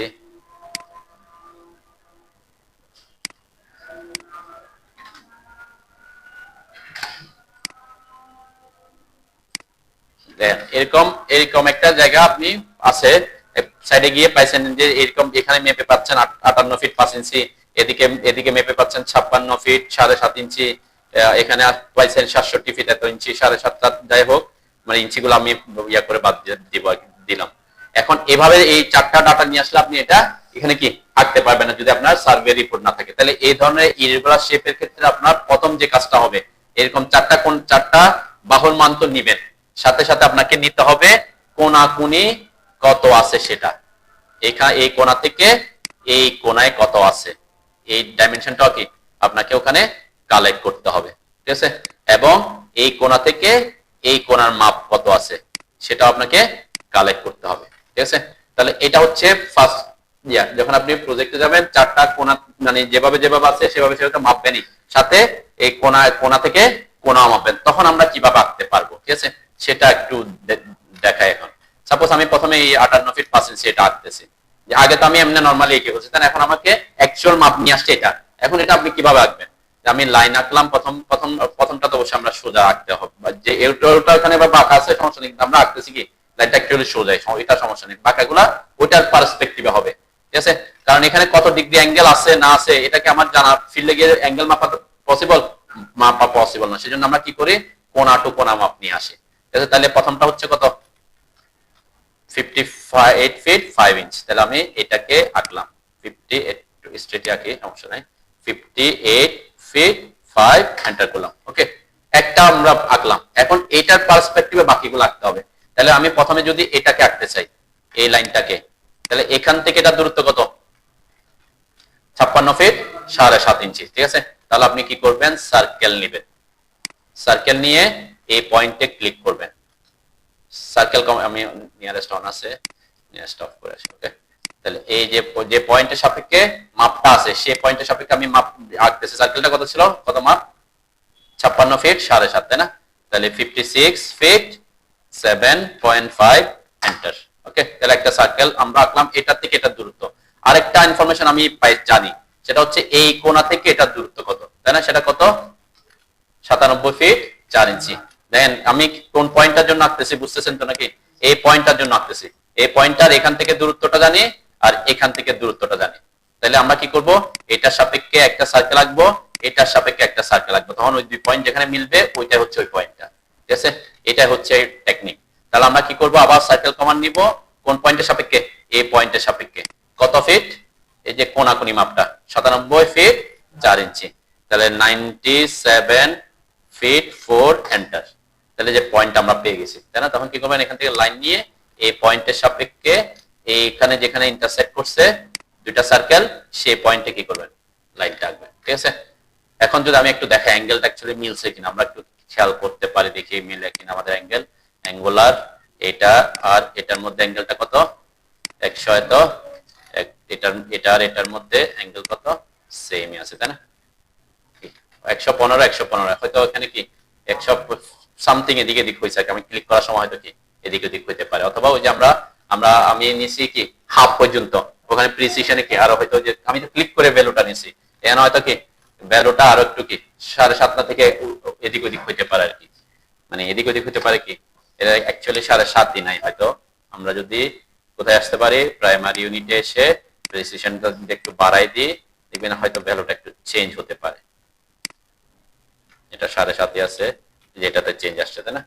এখানে ছিল কি কত ইঞ্চি 58 ফিট কত ইঞ্চি ছিল, হ্যাঁ 5 ইঞ্চি, তাই না। এই একটু সামান্য কি প্রিসিশনের কারণে এরকম দেখাচ্ছে, কিন্তু আমরা তো সাইড থেকে মাপ যেটা নিয়ে আসবো সেটাই বসাবো, ঠিক আছে। যাও এখন এর পরেরটা কিভাবে আঁকবেন, তাহলে সেম প্রসেস, এখান থেকে আমি এইটার থেকে এটা দূরত্ব জানি, এখান থেকে এটা দূরত্ব জানি, অথবা এখান থেকে এটা কোণাকুণি দূরত্ব জানি, যে কোনো দুইটা জায়গা থেকে সার্কেল আঁকলেই হবে, ঠিক আছে। তাহলে আমরা সার্কেল নিব, এই পয়েন্টের সাপেক্ষে আঁকবো, এই পয়েন্টের সাপেক্ষে দূরত্বটা কত 70 ফিট 9 ইঞ্চি, তাহলে 70 ফিট 9 এন্টার করলাম, ওকে। এরপরে আমি কোণার মাপটাও এই পয়েন্টের সাপেক্ষে কোণার মাপটাও দিতে পারি, আবার এই পয়েন্টের সাপেক্ষে এটাও দিতে পারি, যে কোনো একটা দিলে হইলো। আমি কোণার মাপটা পাইছিলাম, তাই না, এখানে যেটা এই যে 1/4 এর কারণে কি একটু ওইদিকে দিকে আমি 79 ফিট 10 ইঞ্চি দিচ্ছি, সমস্যা নেই, আমি 4 হাফটা বাদ দিচ্ছি। তাহলে সি এন্টার করলাম, কোনটার পয়েন্টের সাপেক্ষে, এই পয়েন্টের সাপেক্ষে না, সেন্টারটা আমরা আগেরগুলো ডিলিট করে দিবেন, তাইলে একটু বুঝতে সুবিধা হবে, ঠিক আছে। ওইটা একটা আঁকার পরে ওগুলা ডিলিট করে তারপরে টাকতে যাবে, তাইলে প্রবলেমটা হবে। এই পয়েন্টের সাপেক্ষে সার্কেল আঁকবো, এটা কত, আমি এই যে এটা কোণাকুণি মাপটা 79 10 79 ফিট 10.25 এন্টার করলাম, ওকে। তাহলে এখানে যেখানে মিলছে সেই জায়গায় আমি এখান থেকে কোনাকুনি এই পয়েন্টে একটা লাইন টেনে দিব, এখান থেকে এই পয়েন্টে একটা লাইন, ঠিক আছে? এই হচ্ছে আপনার আমাদের ইরেগুলার শেপের কি জায়গার করার অপশন। এখন এটা তো চারটা কোণা এরকম থাকতে পারে, আপনার বিল্ডিং এ অনেক ধরনের অনেক অপশন থাকতে পারে। কি করে বড় প্রজেক্টটাকে তারা সার্ভে করে নেয়, তাই না? সাধারণত কি করে নেয়, সার্ভে করে নেয়, সার্ভে করে সার্ভে থেকে আমরা রিপোর্টটা পেয়ে যাই কত কত কত। কিন্তু সাপোজ সার্ভে করলো না, আপনাকে এরকম একটা জায়গায় নিয়ে গেছে, তখন আপনি কি করবেন? এটা তো চারটা কোণা না, এটা কয়টা কোণা, অনেকগুলো কোণা আছে না? তখন আপনি এটাকে ভাগ করে নেবেন। আমার এটা তো একটা লাইন আছে, তাই না? এখান থেকে হ্যাঁ একটা লাইন পাচ্ছি, এখান থেকে সোজা আপনি এদিকে একটা পাচ্ছেন, এটাকে কি করবেন, সোজা এই পর্যন্ত একদম সোজা নিয়ে আসবেন, ঠিক আছে? তাহলে এটা একটা ব্লক হয়ে গেছে। তারপরে এখান থেকে এখানে একটা ব্লক, এখান থেকে এখানে একটা ব্লক, এখান থেকে এখানে একটা ব্লক, এখান থেকে, তাহলে কয়টা ভাগে ভাগ করে নেবেন? এরকম আলাদা আলাদা জোনে ভাগ করে নিতে হবে। তখন আপনি যখন মাপ নিবেন তখন কি করবেন, এই যে এইটার মাপও নিতে হবে, এটার মাপও নিতে হবে, এখান থেকে এখানে কত, এখান থেকে এখানে কত, আবার এখান থেকে সোজা এটা কত, এরপরে এখান থেকে এটা কোণা কত। আমরা কোণা কিন্তু যে কোনো একটা নিলে হয়ে যায় যদি অন্যটা থাকে, তাই না? তারপরও ইন কেস আপনি দুইটাই নিবেন, চাইলে কি পারফেক্ট ভ্যালু পাবেন। ঠিক সেম এভাবে করবেন। আবার এখান থেকে তো চারটা মাপই নিবেন, আবার এই কোণা থেকে এই কোণা থেকে কত সেটা মাপবেন। যেভাবে যেভাবে আপনার একটা আয়তক্ষেত্র বানাইতে পারবেন, আয়তক্ষেত্র বানাই ফেলতে পারলে কোণাকুনি মাপ নিলে আপনি কি এটা পুট করতে পারবেন, ঠিক আছে? এটাও সেম প্রসেস আপনাকে হয়তো করতে হবে, এখানে কোনো ডিফারেন্স নাই। ওই যে বললাম যে যদি এরকম থাকে, আমি একটু তাড়াতাড়ি করে দেখাই কয়েকটা। সাপোজ এটাতে আমি কয়েকটা জিনিস বাড়াই দিই, এটা সেমই আজ থাকলো আমার, হয়তো পলিন এখানে এখানে এটা থাকতো এভাবে, জায়গাটা হয়তো একটু এদিকে আছে, তারপর এটা এদিকে আছে, হয়তো এদিকে আছে, ঠিক আছে? এভাবে একটা জায়গা আছে আর কি। তাহলে এই জায়গাগুলো তো আপনি তখন মাপ নিতেন, তাই না? এটা এখানে একটা ব্লক, আমরা তো এটা অলরেডি আঁকে ফেলছি এতটুকু, তাই না? এটা কিভাবে আঁকবেন, সেম এই ডাটাটা আমাদের জানা থাকতো যে এটার মাপ কত, এটার মাপ কত, এরপরে এটার মাপ কত, এটা জানা থাকতো। আর কি করতেন আপনার, অবশ্যই কোণা থেকে কোণার মাপগুলো কি আপনি নিতেন, তাই না? যে কোনো একটা নিলেও হচ্ছে, অথবা আপনার, আমার তো আমরা বলছি কি মোর প্রফেশনাল ইয়ার জন্য আপনি দুইটা ডাটা দিয়ে রাখেন। তারপরে এই ব্লকটা কি, এই ব্লকটা আঁকবেন, আঁকতেন আর কি। সাপোজ এটা আমরা অলরেডি আঁকা আছে, তাহলে এইখান থেকে ওইটাকে কিভাবে আঁকবো, তাই না? ঠিক সেম প্রসেস ফলো করবেন। যেমন এই পয়েন্ট থেকে এটা দূরত্ব কত, 41 ফিট 5 ইঞ্চি ধরলাম, ঠিক আছে? তাহলে আপনার কি হবে, সার্কেল নিবেন, এই পয়েন্টে ক্লিক করবেন, 41 ফিট 5 ইঞ্চি দিলাম, ঠিক আছে? আমি এটা দিচ্ছি না আর কি। এরপরে এই পয়েন্ট থেকে এটা কোণা মাপ জানি আমি, কোণার মাপ কত, 76 ফিট 4 ইঞ্চি ধরলাম। তাহলে আবার সার্কেল নিবেন, এই পয়েন্টের সাপেক্ষে এই পয়েন্টের সাপেক্ষে 76 ফিট 4 ইঞ্চ ছিল, তাই না? ওকে, তাহলে এই পয়েন্টটা পেয়ে গেছে, জাস্ট লাইনটা টেনে দিবেন। একই প্রসেস, এখানে কোনো ডিফারেন্স প্রসেস নেই। যতটাই ব্লক হোক না কেন আপনার কোনো ইস্যু নেই। করতে হবে কি, এরকম ইরেগুলার শেপ থাকলে তখন আপনাকে টেকনিক ইউজ করতে হবে, যেটাকে আয়তক্ষেত্রে ভাগ করে নিতে পারেন কিনা, ঠিক আছে? আয়তক্ষেত্র অথবা ত্রিভুজে। এমন হইতে পারে যে আমার আয়তক্ষেত্র না হইলো না, আমার অনেক শেপ কি হইতে পারে যে আমি এখান থেকে এটাকে ত্রিভুজে ভাগ করে নিলাম। এটা যদি সোজা থাকতো আর কি, তাই না? এটা একটা ত্রিভুজ, ত্রিভুজের ক্ষেত্রেও কোনো ইস্যু নাই, তাই না? এই পয়েন্টের মাপ জানি, তারপর এই পয়েন্ট থেকে এই পয়েন্টের মাপ জানবো, তাহলে আমি কি পয়েন্টটা পাবোই। যে কোনো দুইটা পয়েন্ট থেকে আপনার ভ্যালুটা জানা থাকলে হবে। তাহলে আপনি সার্কেলটা ড্র করলে ইন্টারসেক্ট যেখানে করবে সেখানে কি আইদার ট্রায়াঙ্গেল অথবা রেক্ট্যাঙ্গেলে কি করবেন, জায়গাটাকে ভাগ করে নেবেন, আগে ভাগ করে নিয়ে তারপর ভ্যালুগুলো নেবেন, এবং প্রত্যেকটা কোণা থেকে কোণার মাপটা নেবেন। যেমন এখানে আমার এই ট্রায়াঙ্গেলের ক্ষেত্রে একটা সুবিধা কি, এই দুইটা মাপ আমার জানা থাকবে, এখানে কোণাকুনি একটা মাপ নিলে হচ্ছে, তাই না? একটা মাপ আমি এখান থেকে একটা সার্কেল আঁকবো, এই পয়েন্টের সাপেক্ষে সার্কেল আঁকলে এটা পেয়ে যাচ্ছে, তাই না? এই পয়েন্টের সাপেক্ষে এটা এখানে সার্কেল, অথবা এই পয়েন্টের সাপেক্ষে এখানে সার্কেল, এইখান কোণা থেকে এই পয়েন্টটা আঁকলেই হয়ে যাবে। আইদার ট্রায়াঙ্গেল অথবা রেক্ট্যাঙ্গেলে কনভার্ট করে নেবেন, তারপর কোণাকুনি মাপ নেবেন, সোজাসুজি মাপ নেবেন, এরপরে দুইটা পয়েন্টের সাপেক্ষে সার্কেলগুলো ড্র করবেন, ঠিক আছে? পারবেন তো নাকি? এটা একটা প্রবলেম অনেকে পড়ে আর কি, যদি সার্ভে রিপোর্ট না থাকে। তাহলে আমরা তো বলছি কি প্রত্যেকটা জিনিসের জন্য ইউনিটস, প্রথম কাজ কি ইউনিট সেট করতে হয়, তারপরে লিমিট সেট করছি, তারপর ডাইমেনশন স্টাইল সেট করছি, এখানে সব কিছু স্টাইল আমাদের ট্যাক্স স্টাইল অনেকগুলা ট্যাক্স স্টাইল ক্রিয়েট করছি, অনেকগুলা মাল্টি লেয়ার স্টাইল ক্রিয়েট করছি, অনেকগুলা কি করছি না এরকম। তাহলে এখন পরবর্তী প্রজেক্টে যখন আবার শুরু করতেছি কোনো কিছুই তো নাই, তাই না? নাকি আমরা সব আবার নতুন করে করব না, এটা একটা প্রসেস যেটা ফলো করে অনেকে কি করে, সাপোজ এখানে যে কাজটা করছি এটাকে সাধারণত কি করে নেয়, একটা সেভ এস করে নেই। আমি এটা হচ্ছে নর্মাল আম জিন্দেগি আর কি, সবাই যেটা করে যে সেভ এস করে এখানে হয়তো আমি 1 দিলাম, সেভ দিলাম, ওকে, এটা 1 নামে রয়ে গেছে। আপনি হয়তো এই প্রজেক্টে কাজ করতে গিয়ে এগুলো সব কি করে দিয়েছেন, ডিলিট করে দিয়েছেন, তাই না? আপনার সব অন্য সবকিছু কি থেকে গেছে, ঠিক আছে? তাহলে প্রত্যেকবার আপনাকে এইভাবে ব্যবহার করতে হচ্ছে। তো সেটা না করে আমরা করতে পারি কি, এই প্রজেক্টটার এই যে আমার এখন কোনো কিছু নেই, এখানে আমার কি আছে, সবকিছু আছে, যে লেআউটও বানাইছিলাম আমরা, তাই না?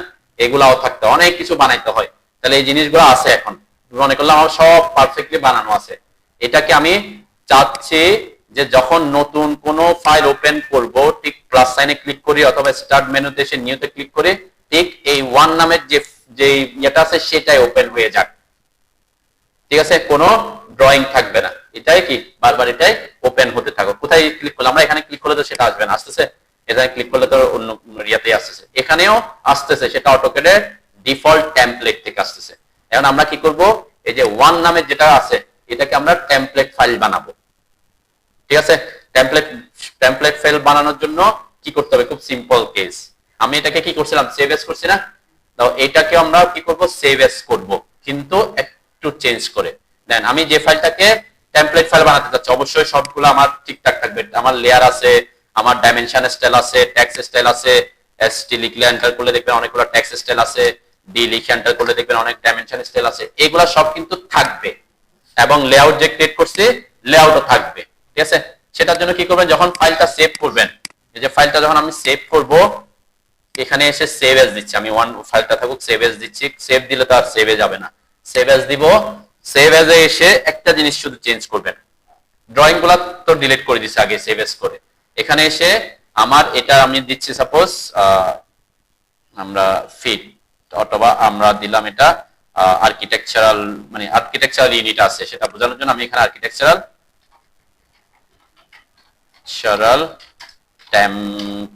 এটা এই নামটা দিচ্ছি কিসের জন্য, বোঝার সুবিধার্থে, যেটা একটা টেমপ্লেট আমি বানাচ্ছি, ওকে? চেঞ্জ করতে হবে কোথায়, সেভ করার সময় এই জায়গায় ফাইলস টাইপসে। ফাইল টাইপসে ডিডব্লিউজি হচ্ছে কিসের কিসের এক্সটেনশন, ক্যাট ফাইলের, তাই না? জাস্ট এখানে এসে আপনি করবেন কি, এখানে একটা ডিডব্লিউটি আছে, কোথায় আছে, এই যেটা অটোক্যাড ড্রয়িং টেমপ্লেটস, ঠিক আছে? ডিডব্লিউটি করব, জাস্ট কি করে দিলাম আমি, ডিডব্লিউটি করলাম। ডিডব্লিউটি করলে দেখেন সে অটোমেটিক একটা ফোল্ডারে নিয়ে গেছে আমাকে। সে ফোল্ডারটা কিন্তু কোথায় আছে, টেমপ্লেট নামে, এটা অটোক্যাডের ডিফল্ট একটা ফোল্ডার, এটা সি ড্রাইভে আছে আর কি, ও ওখানে নিয়ে গেছে। এগুলো হচ্ছে অটোক্যাডের ডিফল্ট ফোল্ডার। এতদিন আমরা যেগুলা যে প্লাস সাইন ক্লিক করলে এটা অন হচ্ছিল, হয়তো একেড আইএসও এটা অন হচ্ছিল, ঠিক আছে? এখন আমরা কি করব, এই টেমপ্লেট আমি ওখানেও রাখতে পারি, আমি আমার যাই পছন্দ মতো জায়গায়ও রাখতে পারি, কিন্তু এখানে রাখলে সুবিধা কি, ওই যে টেমপ্লেট অটোক্যাডের ডিফল্ট থাকলে আমি ক্লিক করলে ওখানে চলে আসবে আর কি, ঠিক আছে? তাহলে আমি এই ডিফল্ট টেমপ্লেটে রাখি। দেখেন আমি একটু এক্সপ্যান্ড করলে দেখবেন এটা কোথায় আছে, দেখছেন যে লোকাল ডিস্ক সিতে, ইউজারে, well of technology, app data, local, Autodesk, AutoCAD 2020, এরপর লাস্টে এসে ফোল্ডার নাম হচ্ছে কি টেমপ্লেট, তাই না? অনেক ভিতরে এসে টেমপ্লেট ফোল্ডারটা থাকে। তো আমরা এখানে পূজার ঝামেলা না দেওয়ার জন্য ওই ফোল্ডারে রাখতেছি। নামটা এই যে ফাইল নামটা তো আমি দিব বলছিলাম, চলে গেছে, আর যেহেতু এখানে চেঞ্জ করছি নামটা চলে গেছে আর কি। আর কি টেক্সচারাল টেমপ্লেট, ওকে? টেমপ্লেট এবং কি এখানে এক্সটেনশনটা কি রাখবেন, ডিডব্লিউটি, এরপর সেভ দিব, ওকে? এখানে আমি যা আছে তাই রাখতেছি। অল লেয়ার আমি আর রিকনসিল দিতে পারি, আমরা সেভ অল লেয়ার্স আর এস রিকনসিল দিলাম, ওকে? ওকে দিলাম। এটা একটা টেমপ্লেট ফাইল ক্রিয়েট হয়েছে, দেখেন এখানে কিন্তু নাম আছে .dwt। তাহলে আমি এখন এগুলো একটু ডিলিট করে দিই, কোনো সমস্যা নাই, ইস্যু নাই, আমরা এটা ডিলিট করে দিলাম, এখানে ডিলিট করলাম, ওকে? এখন যদি আমি প্লাসে ক্লিক করি, এখনো কিন্তু আগেরটাই আসতেছে, তাই না? আগেরটা মানে কি, আমি ইউএন লিখে এন্টার করলে আগের গুলাই আসছে, সেখানে কোনো কিছু আসে না এখন, কেন? ওটা অটোক্যাডের ডিফল্ট টেমপ্লেটে আসছে। এটার জন্য আপনার আমার টেমপ্লেটটা আনার জন্য কি করতে হবে, সেটার জন্য আপনাকে করতে হবে, আমরা তো সবসময় ক্লিক করি কোথায়, নিউতে। আমরা সরাসরি নিউতে ক্লিক করব না, ক্লিক করব এই যে পাশের অ্যারোটাতে ক্লিক করলে দেখবেন এই অপশনটা ওই যে এতদিন এটা আসতেছিল একের ডট, এটা অটোমেটিক এটা আসতেছিল অটোক্যাডের, এটা হচ্ছে অটোক্যাডের টেমপ্লেটটা। তাহলে আমার টেমপ্লেটটা আনতে হবে, সিলেক্ট করতে হবে। এটা করার জন্য এই যে ব্রাউজ টেমপ্লেটস এ দিবেন, ক্লিক করবেন, ঠিক আছে? যে আমি এখানে আসলাম, এটা একবার করলে কিন্তু পরবর্তীতে বারবার এটাই আসতে থাকবে আমার, ঠিক আছে? আর ব্রাউজ টেমপ্লেটে দিলাম, আমি কি নাম লিখছিলাম, এই যে আর্কিটেকচারাল টেমপ্লেট, ওই যে ফোল্ডারটাতে সরাসরি নিয়ে আসছে আমাকে, ওখানে ক্লিক করলাম। ওকে, এরপর ওপেন দিলাম। দেখেন এখানে নাম কিন্তু আসছে, ওই যে ওই নাম আর আসবে না, নাম এখন ওই যে আগে ড্রয়িং 1 2 3 4 আছে না, এইভাবেই আসছে কিন্তু, তাই না? সেম ভাবে আসছে। এখানে যদি খেয়াল করেন দেখেন আমার সব লেয়ার কিন্তু আছে, তাই না? এবং আমরা যদি খেয়াল করে ডি লিখে এন্টার করি আমার সব ডাইমেনশন স্টাইল আছে। আমি যদি এসটি লিখে এন্টার করি আমার সব টেক্সট স্টাইল আছে। ওকে, দেন এখানে ইউএন লিখে এন্টার করি তাহলে ইউনিটটা ওইটাই সেট করা আছে। ঠিক আছে, আমি যদি আমার লিমিট সেট করা থাকে তাহলে অবশ্যই কি এটাতে লিমিট সেট করি নেই আমরা কাজ করার সময়, সেজন্য কি লিমিটটা তো গুরুত্বপূর্ণ না সেটা আমরা বলছি। এবং কি আছে, টাইটেল ব্লক গুলো আছে বা আমাদের লেআউটও আছে। তাহলে প্রত্যেকবার এখন কি করতে, এখন যদি আমি প্লাস সাইনে ক্লিক করি, দেখেন এটা তো একটা ফাইল ওপেন হয়েছে, ঠিক আছে? এখন যদি আমি প্লাস সাইনে ক্লিক করি কোনটা ওপেন হবে? এখন আমি যেটা এখন যাকে কারেন্ট করে দিয়ে আসছি, তাই না, এই বারবারে ওপেন হতে থাকবে। দেখেন, ঠিক আছে, এটা একটা কি মানে প্রফেশনাল ওয়ে যে আপনাকে বারবার কি করতে না হওয়ার জন্য।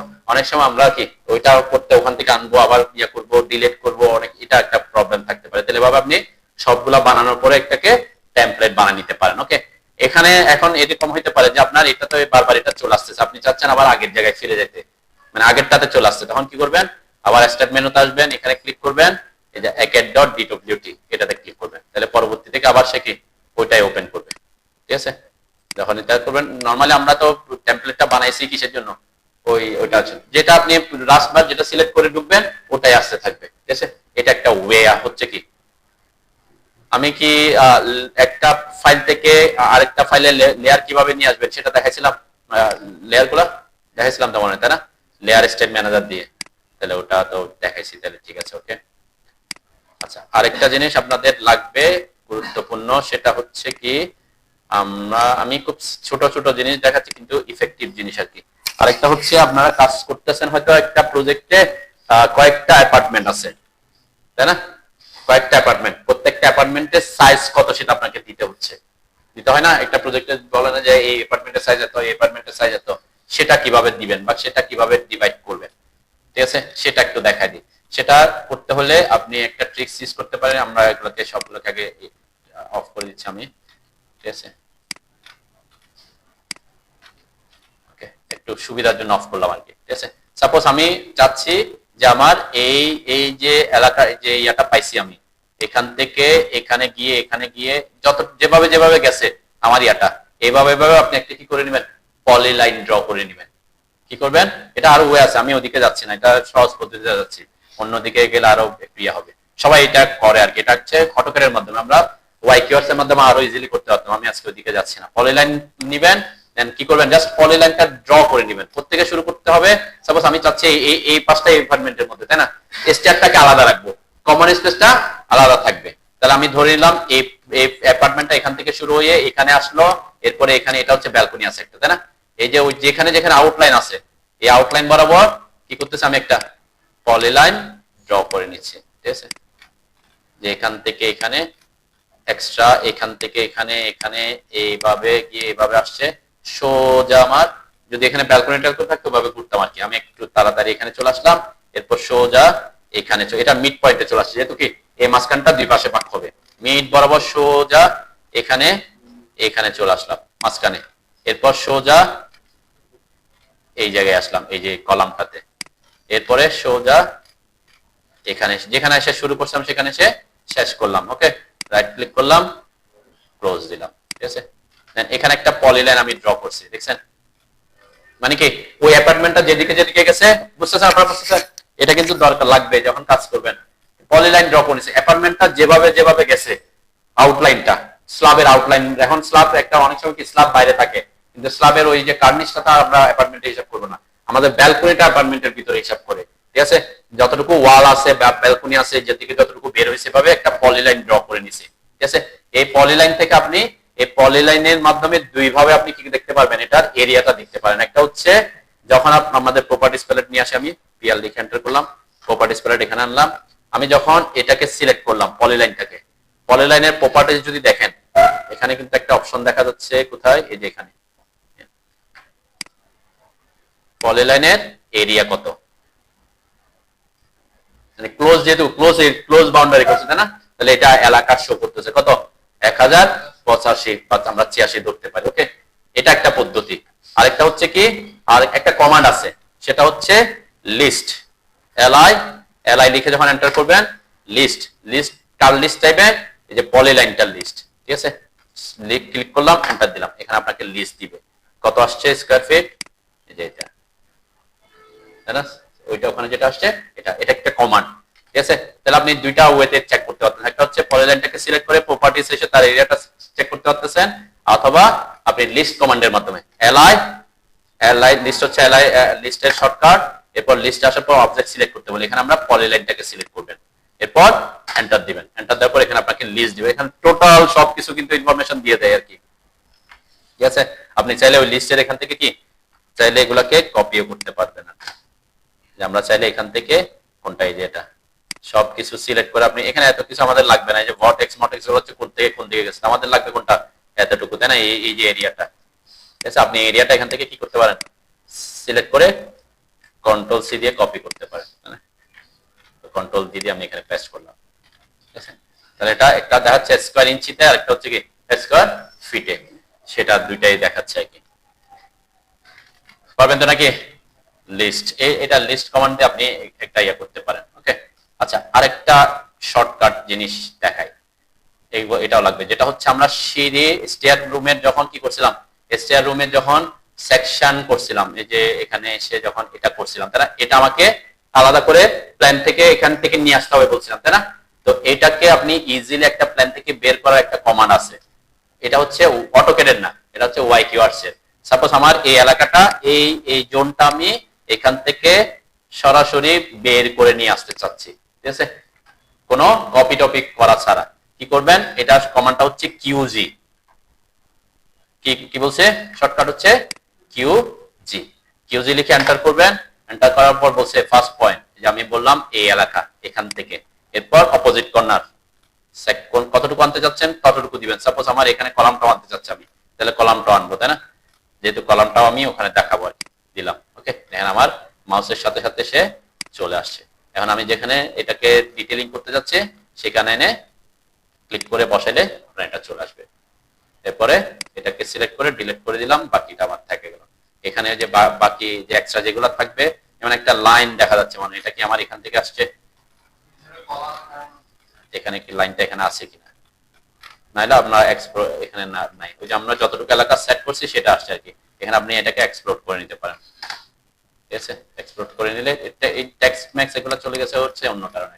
নরমালি যতটুকু এলাকা আপনি সেট করবেন ততটুকু আসবে। আপনি যদি পয়েন্ট অনুযায়ী যান, আমরা এটা একটা ওয়ে আর কি, মানে কিসের, যে কোন একটা প্ল্যান থেকে আপনি যদি কোনো কিছু বের করতে চান, সাপোজ আমার এই সেকশনটা থাকবে না, যেমন আমি এটা বের করতে চাচ্ছি এলাকাটা এখান থেকে এখানে, তখন কি করবেন, কিউজি এন্টার, এরপর আমরা এখানে একটা পয়েন্ট, এরপরে অপোজিট কর্নার একটা পয়েন্ট, যেখানে যতটুকু আপনি সিলেক্ট করবেন ততটুকুই সে কিন্তু নিয়ে আসবে, আপনার মাউসের সাথে চলে আসবে, ঠিক আছে।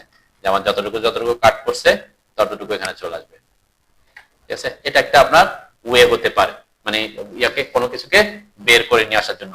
অনেক সময় আমাদের কি করতে হইতে পারে, এই যে আমরা বাথরুমের ডিটেইলিংটা দেখাই, ঠিক আছে, বাথরুমের ডিটেইলিংটা আলাদা করে দেখাতে চাচ্ছেন, তখন আপনি সেটাকে এখানে সবকিছু আছে, আপনি কিউজি লিখে এন্টার করে এই পয়েন্ট থেকে আমি এই পয়েন্ট থেকে ট্র্যাক করে এখানে আসলাম, এরপর অপোজিট পয়েন্ট হচ্ছে আমার এটা, এখানে ক্লিক করলাম, তাহলে আমার ওই অংশটা কি চলে আসতেছে। এরপরে যে এটা সেটা ডিলিট করে দিলাম, তাই না, পারবেন তো নাকি। তো এইটা একটা ইফেক্টিভ জিনিস হতে পারে আপনার প্ল্যান থেকে কোন একটা জিনিসকে বের করে নিয়ে আসার জন্য। ওকে, হয় ওই জায়গাতে কতটুকু জায়গা ছাড়তে হবে সেটা আপনাকে জানতে হবে, ঠিক আছে। কারণ জায়গা ছাড়ার ব্যাপারটা হচ্ছে একটা হচ্ছে রুলস মেনটেন করে করতে হয়। আপনি যদি সিডি এর রুলস অনুযায়ী করতে চান তখন আপনাকে সেটব্যাক রুলস জানতে হবে, ঠিক আছে। সেটব্যাক রুলস সম্পর্কে গ্রামে তো আর রুলস ফলো করে করতেছেন না, তখন আপনাকে কি করতে হবে, জানতে হবে যে কতটুকু জায়গা ছাড়বে, ঠিক আছে, সে কতটুকু জায়গা ছাড়তে যাচ্ছে। অনেক সময় দেখবেন যে আমি একদম জায়গা ছাড়বো না, এরকম অনেক লাইন থাকবে যে ও ছাড়া না আমিও কি ছাড়বো না। আবার অনেক সময় হতে পারে যে আপনি না, আমরা ইন্ডিভিজুয়াল ফুটিং দিব, আমরা ফাউন্ডেশনটা দিতে হবে, এখানে আমি কম্বাইন্ড ফুটিং এ যাবো না, তখন আপনাকে বেজের জন্য মিনিমাম 1.5 ফিট থেকে 2 ফিট কি জায়গা ছাড়তে হবে, কারণ আপনি আপনার বেজ এরিয়া তো অন্য জায়গা দিতে পারবেন না, তাহলে ওই জায়গাটা আপনার কি রাখতে হবে। আবার আপনাদের প্লাম্বিং এর লাইন বিভিন্ন পাইপ লাইন, আমাদের সেপটিক ট্যাঙ্কের লাইন, এগুলো নিতে হবে না? ওটার জন্য মিনিমাম কি 1.5 ফিট 2 ফিট জায়গা লাগে, ঠিক আছে? ওই অনুযায়ী জায়গাটা আপনাকে কি করতে হবে প্রথমে, ওইটা হচ্ছে ফার্স্ট টার্গেট, যে আপনার জায়গা নির্ধারণ হয়েছে, যে জায়গাটা পাইলেন আপনার, যে এতটুকু জায়গা আমরা কি করছি।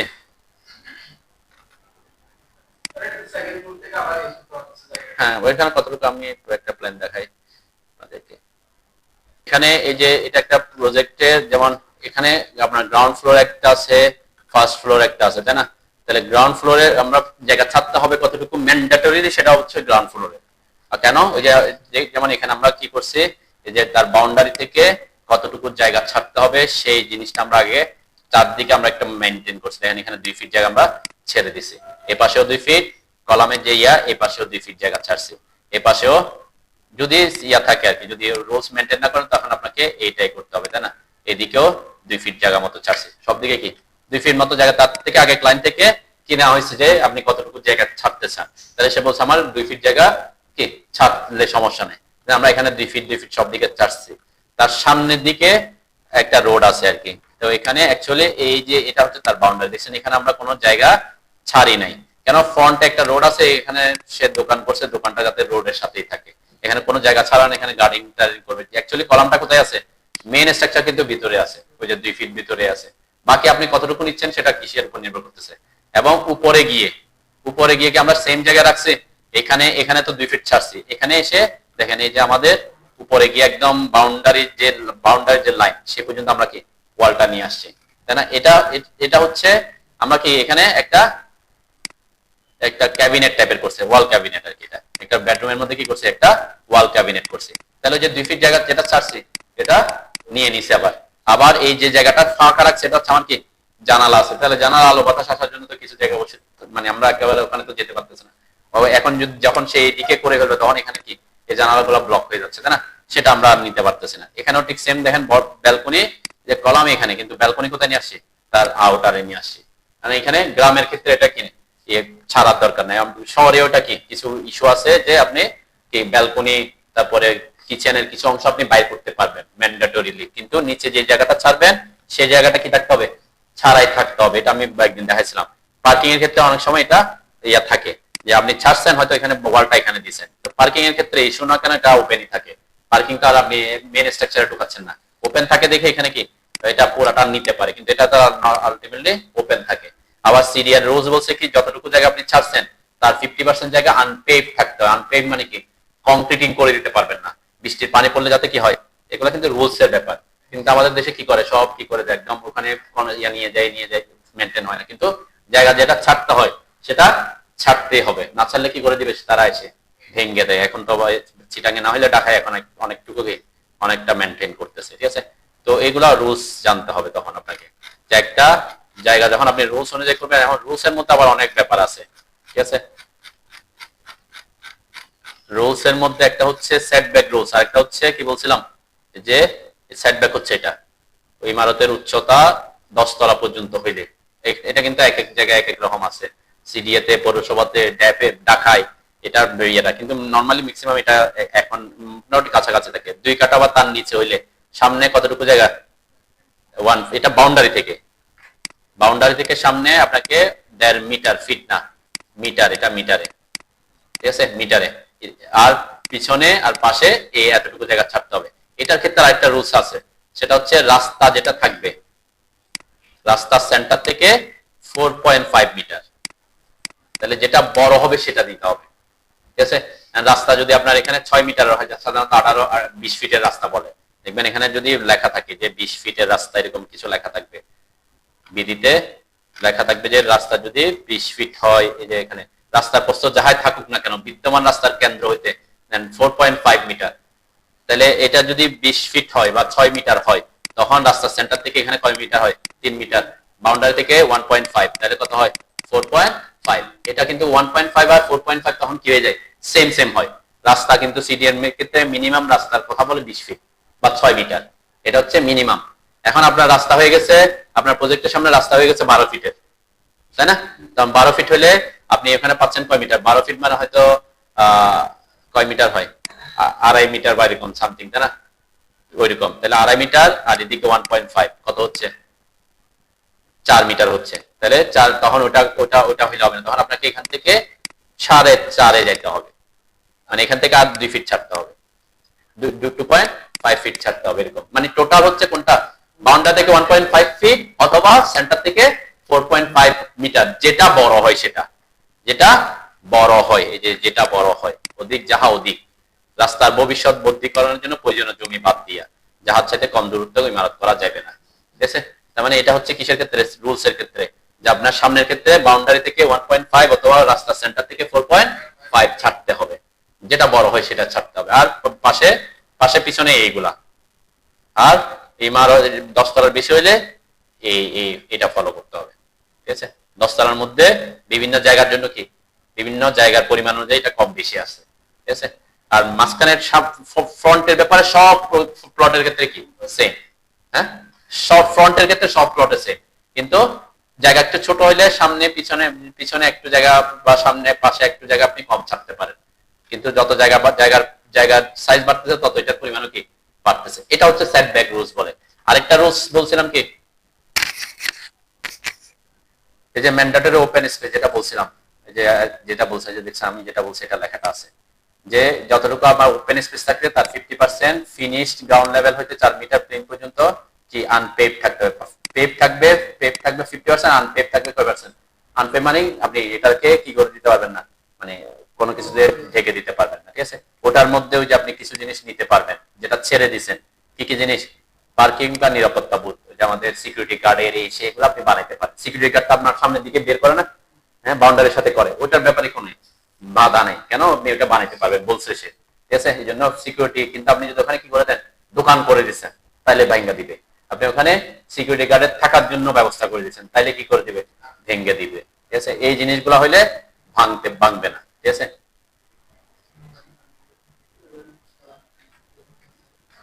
এখানে এগুলো পড়লে অনেক কিছু জানতে পারবেন আর কি, সেটাই বললাম আপনাদের এই জিনিসগুলো। এটা সিডিএর বই তো আছে, সিডিএর বই একটা কিনতে পারেন, অথবা ইয়ার আপনার বিএনবিসি সিডিএ তে থেকে সব লেখা থাকে, যেহেতু সিটাঙে আছে। আরেকটা রুলস হচ্ছে কি, এটা হচ্ছে এই যে maximum ground coverage. Maximum ground কভারেজটা কি, দেখেন একটা জায়গা যে আপনি নিছেন, এটা তো সেটব্যাক রুলস অনুযায়ী একটা আপনি পাচ্ছেন, কি করছি আমরা, এই জায়গাতে একটা সেটব্যাক রুলস ছেড়ে দিয়ে একটা জায়গা পাচ্ছি, এটা তো আমার কভারেজ এরিয়া, তাই না, এটা সেটব্যাক রুলস অনুযায়ী পাচ্ছে, এদিকে কতটুকু ছাড়তে হবে, এদিকে কতটুকু ছাড়তে হবে। আরেকটা রুলস সরাসরি দেয়া আছে, ম্যাক্সিমাম গ্রাউন্ড কভারেজ, কতটুকু গ্রাউন্ড কভারেজ করতে আপনি পারবেন, অ্যাকচুয়ালি সেটব্যাক রুলসও মেইনটেইন করতে হবে, এটাকেও ফলো করতে হবে। দুইটার মধ্যে কোনটা আপনাকে অ্যাপ্লাই করতে হবে, যেটাতে আপনি কম জায়গা পাবেন সেটা, বেশি জায়গা পাবেন সেটা না, কোনটাতে কম পাবেন। যেমন 2 কাঠার ক্ষেত্রে রাস্তা 6 মিটার থাকলে ওই যে 6 মিটার, এটা স্ট্যান্ডার্ড, কিন্তু স্ট্যান্ডার্ড, তাই না, 6 মিটার যদি থাকে তখন বলছে ম্যাক্সিমাম গ্রাউন্ড কভারেজ কত, 5%। সাপোজ আপনার একটা জায়গা আছে 2 কাঠা মানে এক কাঠায় কত কত স্কয়ার ফিট, 720, তাই না, 720 স্কয়ার ফিট কাঠা, আর গন্ডায় হচ্ছে 864 স্কয়ার ফিট। ঠিক আছে, ঠিক আছে, তাহলে আপনার যদি 2 কাঠা হয় তাহলে 2 কাঠা কত হচ্ছে, এত স্কয়ার ফিট। ওকে, তাহলে এটার কয় পার্সেন্ট, তাহলে এটাকে যদি আপনি 0.675 দিয়ে গুণ করেন কত আসে, আপনার জায়গা আসছে হচ্ছে, আমরা একটু দেখি আর কি, 1440 ইন্টু 0.675, আমরা পাচ্ছি 972। তার মানে এত স্কয়ার ফিট আপনি কি করতে পারবেন, ইয়ে করতে পারবেন, কভারেজ করতে পারবেন, ground cover, maximum ground coverage কতটুকু, এতটুকু কভারেজ করতে পারবেন। ওকে, 972। আচ্ছা, আমরা যদি উপরেরটাতে যাই, কোনটাতে, এটাতে আমি ধরে নিলাম 720, আমাদের 720 করে 1440 হয় না, 1440 কে সাপোজ একদিকে আছে আমার জায়গাটা আছে, একদিকে 1440 ভাগ, আমি একদিকে 40 ফিট ধরলাম, বাকি দিকে 36, সাপোজ আমার এদিকে আছে 40, এদিকে আছে 36, এগুলো একটু এগুলো লাগবে আর কি, 36 এদিকে আছে 40, তাহলে আমার 2 কাঠা হয়। ঠিক আছে, তাহলে 2 কাঠার মধ্যে জায়গা ছাড়তে হয় কতটুকু, পশ্চাতে হচ্ছে 1 মিটার, 1 মিটার মানে কয় ফিট, 3.28 ফিট। সাপোজ ধরলাম আমি 3.28 ফিট। আমরা 3.3 ফিট ধরলাম, এত বেশি বেচারা না যায়। আর এদিকে হচ্ছে 0.8 ফিট ছাড়তে হয়, ওই যে সেটব্যাক রুলস অনুযায়ী আমি ধরলাম 0.8 ফিট মানে কয় মিটার? হ্যাঁ, 0.8 ফিট মানে কয় মিটার হয়? 0.8 ইন্টু 3.28, 2.56 মানে 2.5 ধরলাম। এদিকে 2.5, এদিকে 2.5 বাদ যাবে, ঠিক আছে? তাহলে 40টা কত থাকতেছে? 40 থেকে মাইনাস হচ্ছে 5, 35, তাহলে 35 নিতে পারতেছে। আর এদিকে হচ্ছে 3 ফিট, 36 থেকে 3 ফিট 33, আর 33 থেকে মাছ সামনে কয় ফিট? 1.5 মিটার। মিটার হলে কত? প্রায় 5 ফিট ধরলাম, সাপোজ 5 ফিট বাদ দিলাম, একটা আমি লামসাম হিসাব ধরতেছি আর কি। তাহলে কত হয়? 28। তাহলে 28 আর 35 গুণ করলে কত হয়? 28 ইন্টু 35 পাচ্ছি 980, 972। ওটাও ওটা সেম হয় কিন্তু, মানে হিসাবে কিন্তু কি হয়, ওই যে আমি তো ধরছি কি 3 ফিট এরকম করে, অ্যাকচুয়ালি কাছাকাছি হয়, কিন্তু আপনার যদি ওই যে জায়গার পরিমাণ এদিক ওদিক হয়, দুই কাটা তো একদম পারফেক্টলি থাকবে না, তখন কি হবে? তাহলে এখানে একটা পাইছেন 972, একটা পাইছেন কত? 980। কোনটা নিতে হবে? 972টা। অতটুকু যাওয়ার পরে আপনি কভারেজ করতে পারেন। দুইটার মধ্যে যেটা মিনিমাম, ম্যাক্সিমাম ব্যাকগ্রাউন্ড কভারেজ বলছে। ম্যাক্সিমাম মানে কি? অতটুকু ম্যাক্সিমাম নিতে পারবেন, তাহলে 972 বেশি নিতেই পারবেন না। আর এটা হচ্ছে কতটুকু কি মিনিমাম ছাড়তে হবে, মিনিমাম ছাড়তে আপনি বেশি করতে হবে, এর থেকে কম ছাড়তে পারবেন না। সেজন্য দুইটাই হচ্ছে কি, দুইটার ক্ষেত্রে যেটা কম পাবেন সেটা আপনাকে কি করতে হবে? ফলো করতে হবে, ঠিক আছে? দুইটা রুলসকে ইয়া করতে হবে। এরপরে কত তলা পাবেন সেটা নির্ভর করবে কিসের উপর? এই যে এখানে লেখা আছে একটা বিল্ডিং এর কত তলা আপনি বিল্ডিং হবে, এমজিসি তো বুঝছেন। এরপর হচ্ছে ফার ক্যালকুলেশন। ফার, এই ফারটা কি? একটা হচ্ছে আমার ল্যান্ড এরিয়া। ল্যান্ড এরিয়া কত পাইছি? 2 কাঠার জন্য এত। তাহলে এটাকে যখন আপনি গুণ দিবেন ফার দিয়ে 3.15, কত আসে?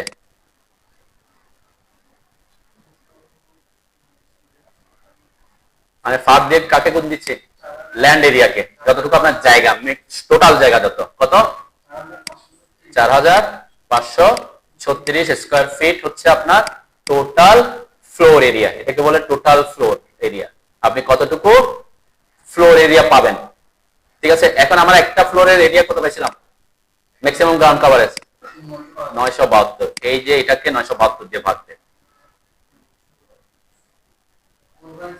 তাহলে 4.67, তার মানে আপনি 5 তলা পাবেন, ঠিক আছে? মানে আমরা তো এখানে আর 4.5 তলা বলে আর কি। 4.5 তলা মানে হয়তো আপনি 4 তলা পাবেন, এরপরে উপরে অর্ধেক করতে পারবেন। এটা হচ্ছে কি এরকম থাকে, এখানে অনেক সময় 5 তলা বলতে পারে, ঠিক আছে? এইভাবে হচ্ছে আপনার কি কত তলা হবে। এখন আপনি যদি ম্যাক্সিমাম গ্রাউন্ড কভারেজ, সাপোজ এখানে গ্রাউন্ড কভারেজ 65% না নিয়ে আপনি নিয়েছেন 50%, তাহলে আপনি জায়গা ওদিকে ছোট নিয়ে নিছেন। কত নিছেন? 1440 মানে 720, তাই না? 720 নিচ্ছি, তাহলে তখন এটাকে 720 দিয়ে ভাগ করলে আপনি তলা বেশি পাবেন। মানে এতকে এখানে তো আগে নিচ্ছি ম্যাক্সিমাম দাম 972, এখন এক ফ্লোরে কত নিচ্ছে? 50% নিচ্ছে, আমি জায়গা নিচ্ছি কম, তাহলে আমার তো টোটাল ফ্লোর এরিয়া কত সেটা তো ঠিক থাকবে। ল্যান্ড এরিয়া ইনটু ফার, এটা সেম, এটা সেম। তাহলে এটাকে আপনার কতটুকু নিচ্ছেন সেটা দিয়ে ভাগ করলে কি আপনার তলার সংখ্যা বাড়ে। অনেক সময় কি হবে, আপনি কত তলা পাবেন সেটা নির্ভর করতেছে কতটুকু কভারেজ করতেছেন। আপনি যদি এদিকে বেশি কভারেজ করেন, উপরের দিকে কমেতেছে। আপনি যদি এদিকে কভারেজ কমাই দেন, তাহলে উপরের দিকে কি বেশি বা তলা বেশি পাবেন। দুইটা কিন্তু কি করতে হয়? মেনটেন করে করতে হয় আর কি, ঠিক আছে? তো এর বাইরে আরো অনেক কথাবার্তা আছে, শুধু এটা হচ্ছে জেনারেল কথাবার্তা। যদি আপনার এখানে আবাসিক হয়, তারপর ইয়া হয়, অনেক ব্যাপার আছে আর কি, আরো অনেক কিছু মেনটেন করে এগুলা করতে হয়, ঠিক আছে? তো এই জন্য সিডিএ রুলস অনুযায়ী না থাকলে অনেক সময় কি হয়, ভেঙে দেয় আর কি। আর এটা যেটা বলতেছে আমরা, এটা রেসিডেন্সিয়াল এরিয়া, আবাসিক বাড়ি ও হোটেলের ক্ষেত্রে। আর যখন এটা শিক্ষা প্রতিষ্ঠান হয়ে যাবে তখন অন্য কেস, ঠিক আছে? যখন এটা এটাকে বলছে C1D1 ইমারতের C1, এগুলা সাইড ক্লাস দেখতে হবে, ক্লাস দেখতে হবে আর কি, কোন ক্লাসে পড়ে। উপরে দেখলে বুঝতে পারবেন C1 C2 দিয়ে কি বোঝাচ্ছে। তো প্রত্যেকটা বিল্ডিং এর জন্য একই ফার নেই, এক একটা বিল্ডিং এর ক্যাটাগরি অনুযায়ী কি এক এক রকম থাকবে। এই দুইটা জিনিস ভালো করে জানতে হবে। সিভিল ইঞ্জিনিয়ার হিসেবে এগুলা না জানলে অনেক সময় কি হয়, মানে ইয়া থাকে আর কি।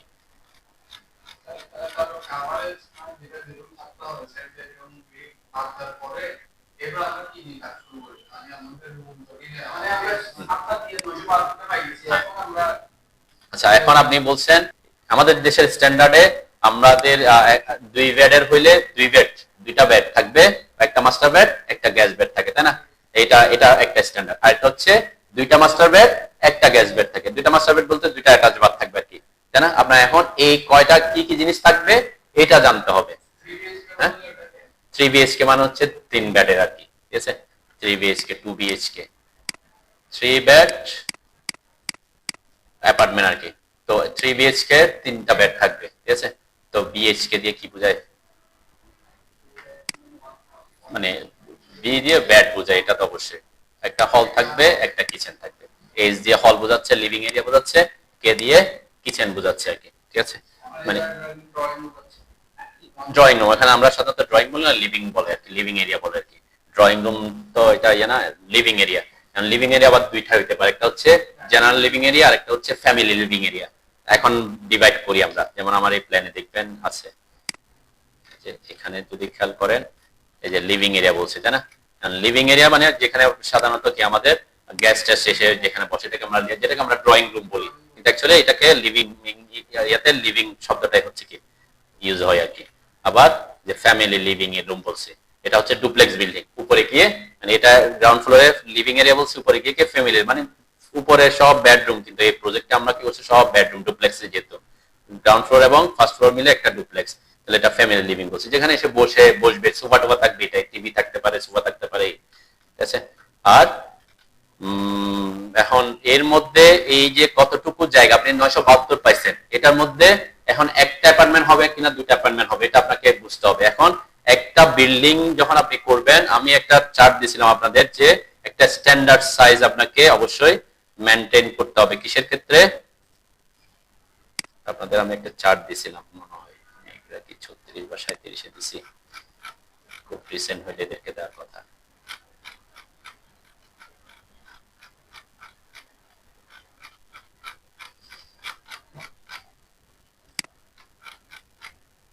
স্ট্যান্ডার্ড বলতে এরকম সাধারণত মিনিমাম একটা ড্রয়িং রুম যেটা আমরা বলছি যে এটা living room, drawing and dining হইলে কিরকম সাইজ হবে, ঠিক আছে? স্ট্যান্ডার্ড সাইজ বলছে কি 13 থেকে এত। এখন এটা কি 13 থেকে 13 ফিট 6 বা 13 ফিটই হইতে হবে তা না, আপনি 10 ফিট বাই 12 ফিট হইতে পারে। একটা লিভিং রুমের এটা একটা স্ট্যান্ডার্ড সাইজ বলছে, আপনি সোফা টুফা যদি বসে এরকম একটা সাইজ, তাহলে আমি ধরলাম এটা 13 ইন্টু 13, জাস্ট একটা আইডিয়া দিচ্ছি। তাহলে 13 ইন্টু 13 মানে কত? 12 আর 144 হয়, তাই না? তাহলে 13 হলে কি 169, 169 স্কয়ার ফিট আপনার কোথায় যাচ্ছে? লিভিং রুমে যাচ্ছে। ওকে, এটা একটা আইডিয়া পাইলেন। তারপর আপনার ডাইনিং রুম আসবে। সাপোজ একটা ডাইনিং রুম আপনি চাচ্ছেন 10 ফিট বাই 8 ফিট বাই 10 ফিটের, জাস্ট একটা ছোট সাইজের দিচ্ছি, আর 10 ফিট বাই 12 ফিটের দিলাম, তাহলে 120 স্কয়ার ফিট একটা ডাইনিং স্পেস আপনার কি লাগতেছে। এরপরে এটা স্ট্যান্ডার্ড হইলে আমি কি স্ট্যান্ডার্ড মেনটেন করে যাচ্ছি। ডাইনিং রুমের জন্য এখানে বলা আছে যে 10 ফিট বাই 10 ফিট মিনিমাম একটা কি, তাহলে আমি একটু বড় ধরছি, 10 ফিট বাই 12 ফিট ধরছি, মানে একটা টেবিল বসাবেন একটু, তাহলে 120 স্কয়ার ফিট জায়গা গেল। এরপরে আপনার কিচেন, আমি কিচেনটা আছে, আর যেগুলো নরমালি আছে কিচেনটা কি বলছে, সাপোজ আমরা এখানে লেখা আছে কিচেন আমি ধরলাম 8 ফিট বাই 10 ফিট, এই যে রান্নাঘর 8 ফিট বাই 10 ফিটের একটা ধরলাম, তাহলে কয় ফিট? 80 স্কয়ার ফিট গেল। ওকে, তিনটা আমার কমন জিনিস চলে গেছে। ওকে, এটা হচ্ছে অ্যাপার্টমেন্টের ভিতরের কথাবার্তা।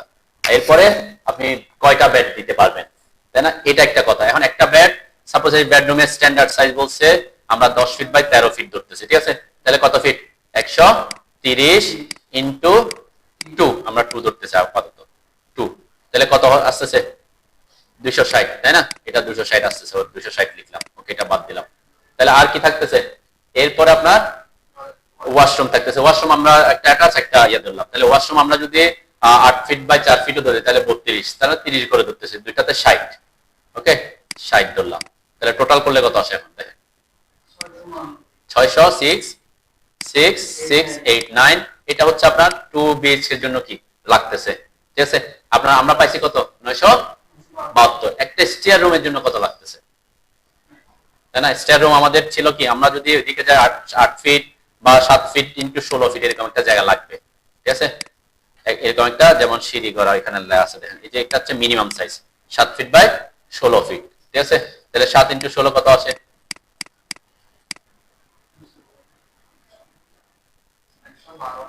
এটা যোগ করেন কত আসে? তাহলে 800 ওই যে আপনার তাহলে এইদিকে ওইদিকে একটু একটু কি মানে আবার ওয়াল আছে এখানে ওয়াল টল করে কি তাহলে আপনি 900 ইয়ার মধ্যে তাহলে আপনাকে এইভাবে একটা কি আইডিয়া নিতে হবে। সাধারণত আমাদের দেশে যেমন এখন একজনের লাক্সারি করে করতেছে অ্যাপার্টমেন্ট, অনেক দেখবেন অনেকে অ্যাপার্টমেন্ট বিক্রি করে 2000 স্কয়ার ফিটে, অনেকে বিক্রি করে 1600 স্কয়ার ফিটে, অনেকে করে 1200 স্কয়ার ফিটে 3 বিএচকে। আপনি 1200 বানাতে পারেন, 1600 হইতে পারে, 2000 হইতে পারে, অনেক সাইজ বড় করতে চাই তাই না? তাহলে মিনিমাম যে আপনি যদি একটা অ্যাপার্টমেন্টের জন্য কতটুকু জায়গা লাগতেছে, এরকম জায়গা লাগে। হ্যাঁ ছোট ওটা তো ওখানে ওটা তো অ্যাড হবে আপনার যখন অ্যাপার্টমেন্ট বিক্রি করে তখন তো হচ্ছে অ্যাপার্টমেন্টের সাইজ বলবে না, এটার সাথে প্লাস কমন স্পেস যোগ হবে। টোটাল সাপোজ আপনার একটা ফ্লোরে কত কমন স্পেস আছে, সিঁড়ি, লিফট ডোর আর যা যা থাকবে লবি, এগুলো মিলায়া যতটা অ্যাপার্টমেন্ট আছে 3টা অ্যাপার্টমেন্ট 3টে ভাগ করে যোগ করে দিবে। এটা তো অবশ্যই, এটা তো যোগ হবে, আপনার তো তো জায়গাটার হিসাব করবে। ওটা হচ্ছে অ্যাপার্টমেন্টের হিসাব। আমার হচ্ছে তাহলে একজনের 2000 স্কয়ার ফিট, একজনের 1600 স্কয়ার ফিট, একজনের দেখবেন 600 স্কয়ার ফিটেরও কি আছে অ্যাপার্টমেন্ট আছে, টাউনে আছে ছোট সাইজের। অনেকে করবে 8x8 একটা বেডরুম দিয়ে দিছে, একটা ছোট করে একটা কি 4 ফিট বাই 6 ফিটের 7 ফিটের একটা বেড বসবে, ওখানে একটা ইয়া থাকবে, এরকম করতেছে না? তাহলে এটা নির্ভর করবে আপনার ক্লায়েন্টের কি রকম রিকোয়ারমেন্ট, ক্লায়েন্টের রিকোয়ারমেন্ট। যেমন এটা নরমালি ওই যে আইডিয়া দিতে হবে কতটুকু জায়গা লাগতেছে। এটা উপরে এটা করার সময় অনেকবার কিন্তু চেঞ্জ হয়েছে, চেঞ্জ করতে করতে পরে কি একটা ইয়াতে আসে একেবারে ক্লায়েন্ট তো একদম প্রথমবারেই তো আর বিয়ে করে না, আস্তে আস্তে চেঞ্জ হইতো। যেমন এখানে আপনি দিছে দেখেন 12 ফিট বাই 13 ফিটের কি রুম, এটা হচ্ছে 12 ফিট বাই 13 ফিট, মোটামুটি কি সবগুলা কাছাকাছি রাখছি। তার এটা ডুপ্লেক্স আর একটাতে অ্যাটাচ থাকবে না, তার কমন থাকবে, যে অ্যাটাচ থাকবে অনেক ধরনের কি রিকোয়ারমেন্ট আসবে আর কি। হ্যাঁ কিসে এটা আমরা তো রুমের সাইজ ধরছি ওই হিসাব করে, রুমের সাইজ ধরছে। এখন ওই যে বললাম আপনি 800 কত আসছে, তাহলে 972 পাচ্ছেন, ওয়াল হিসাব করলে তো 900 এরকম চলে আসবে, বুঝলেন না? আমরা অ্যাপার্টমেন্ট যখন সেই হিসাব করবে, অ্যাপার্টমেন্ট সাইজ হিসাব হবে তো ওয়াল সহ বাইরে ব্যালকনি বেড়েছে কতটুকু, এটা আমি যে দেখাইলাম আপনাদেরকে একটা ইয়াকে ওয়াল ওয়াল ওয়াল তো তার এলাকা, ওয়াল তো আর আরেকজনের না, মাঝখানে হলে তখন অর্ধেক অর্ধেক ভাগ হচ্ছে। আর এই যে কমন স্পেস কতটুকু আছে, এই কমন স্পেসটা ওই অ্যাপার্টমেন্ট 2টা অ্যাপার্টমেন্টের 2 অ্যাপার্টমেন্টে ভাগ করে দেয়। পার্কিং স্পেস কতটা হয় এগুলো ইয়ার উপর নির্ভর করে, ঠিক আছে? তো এই হচ্ছে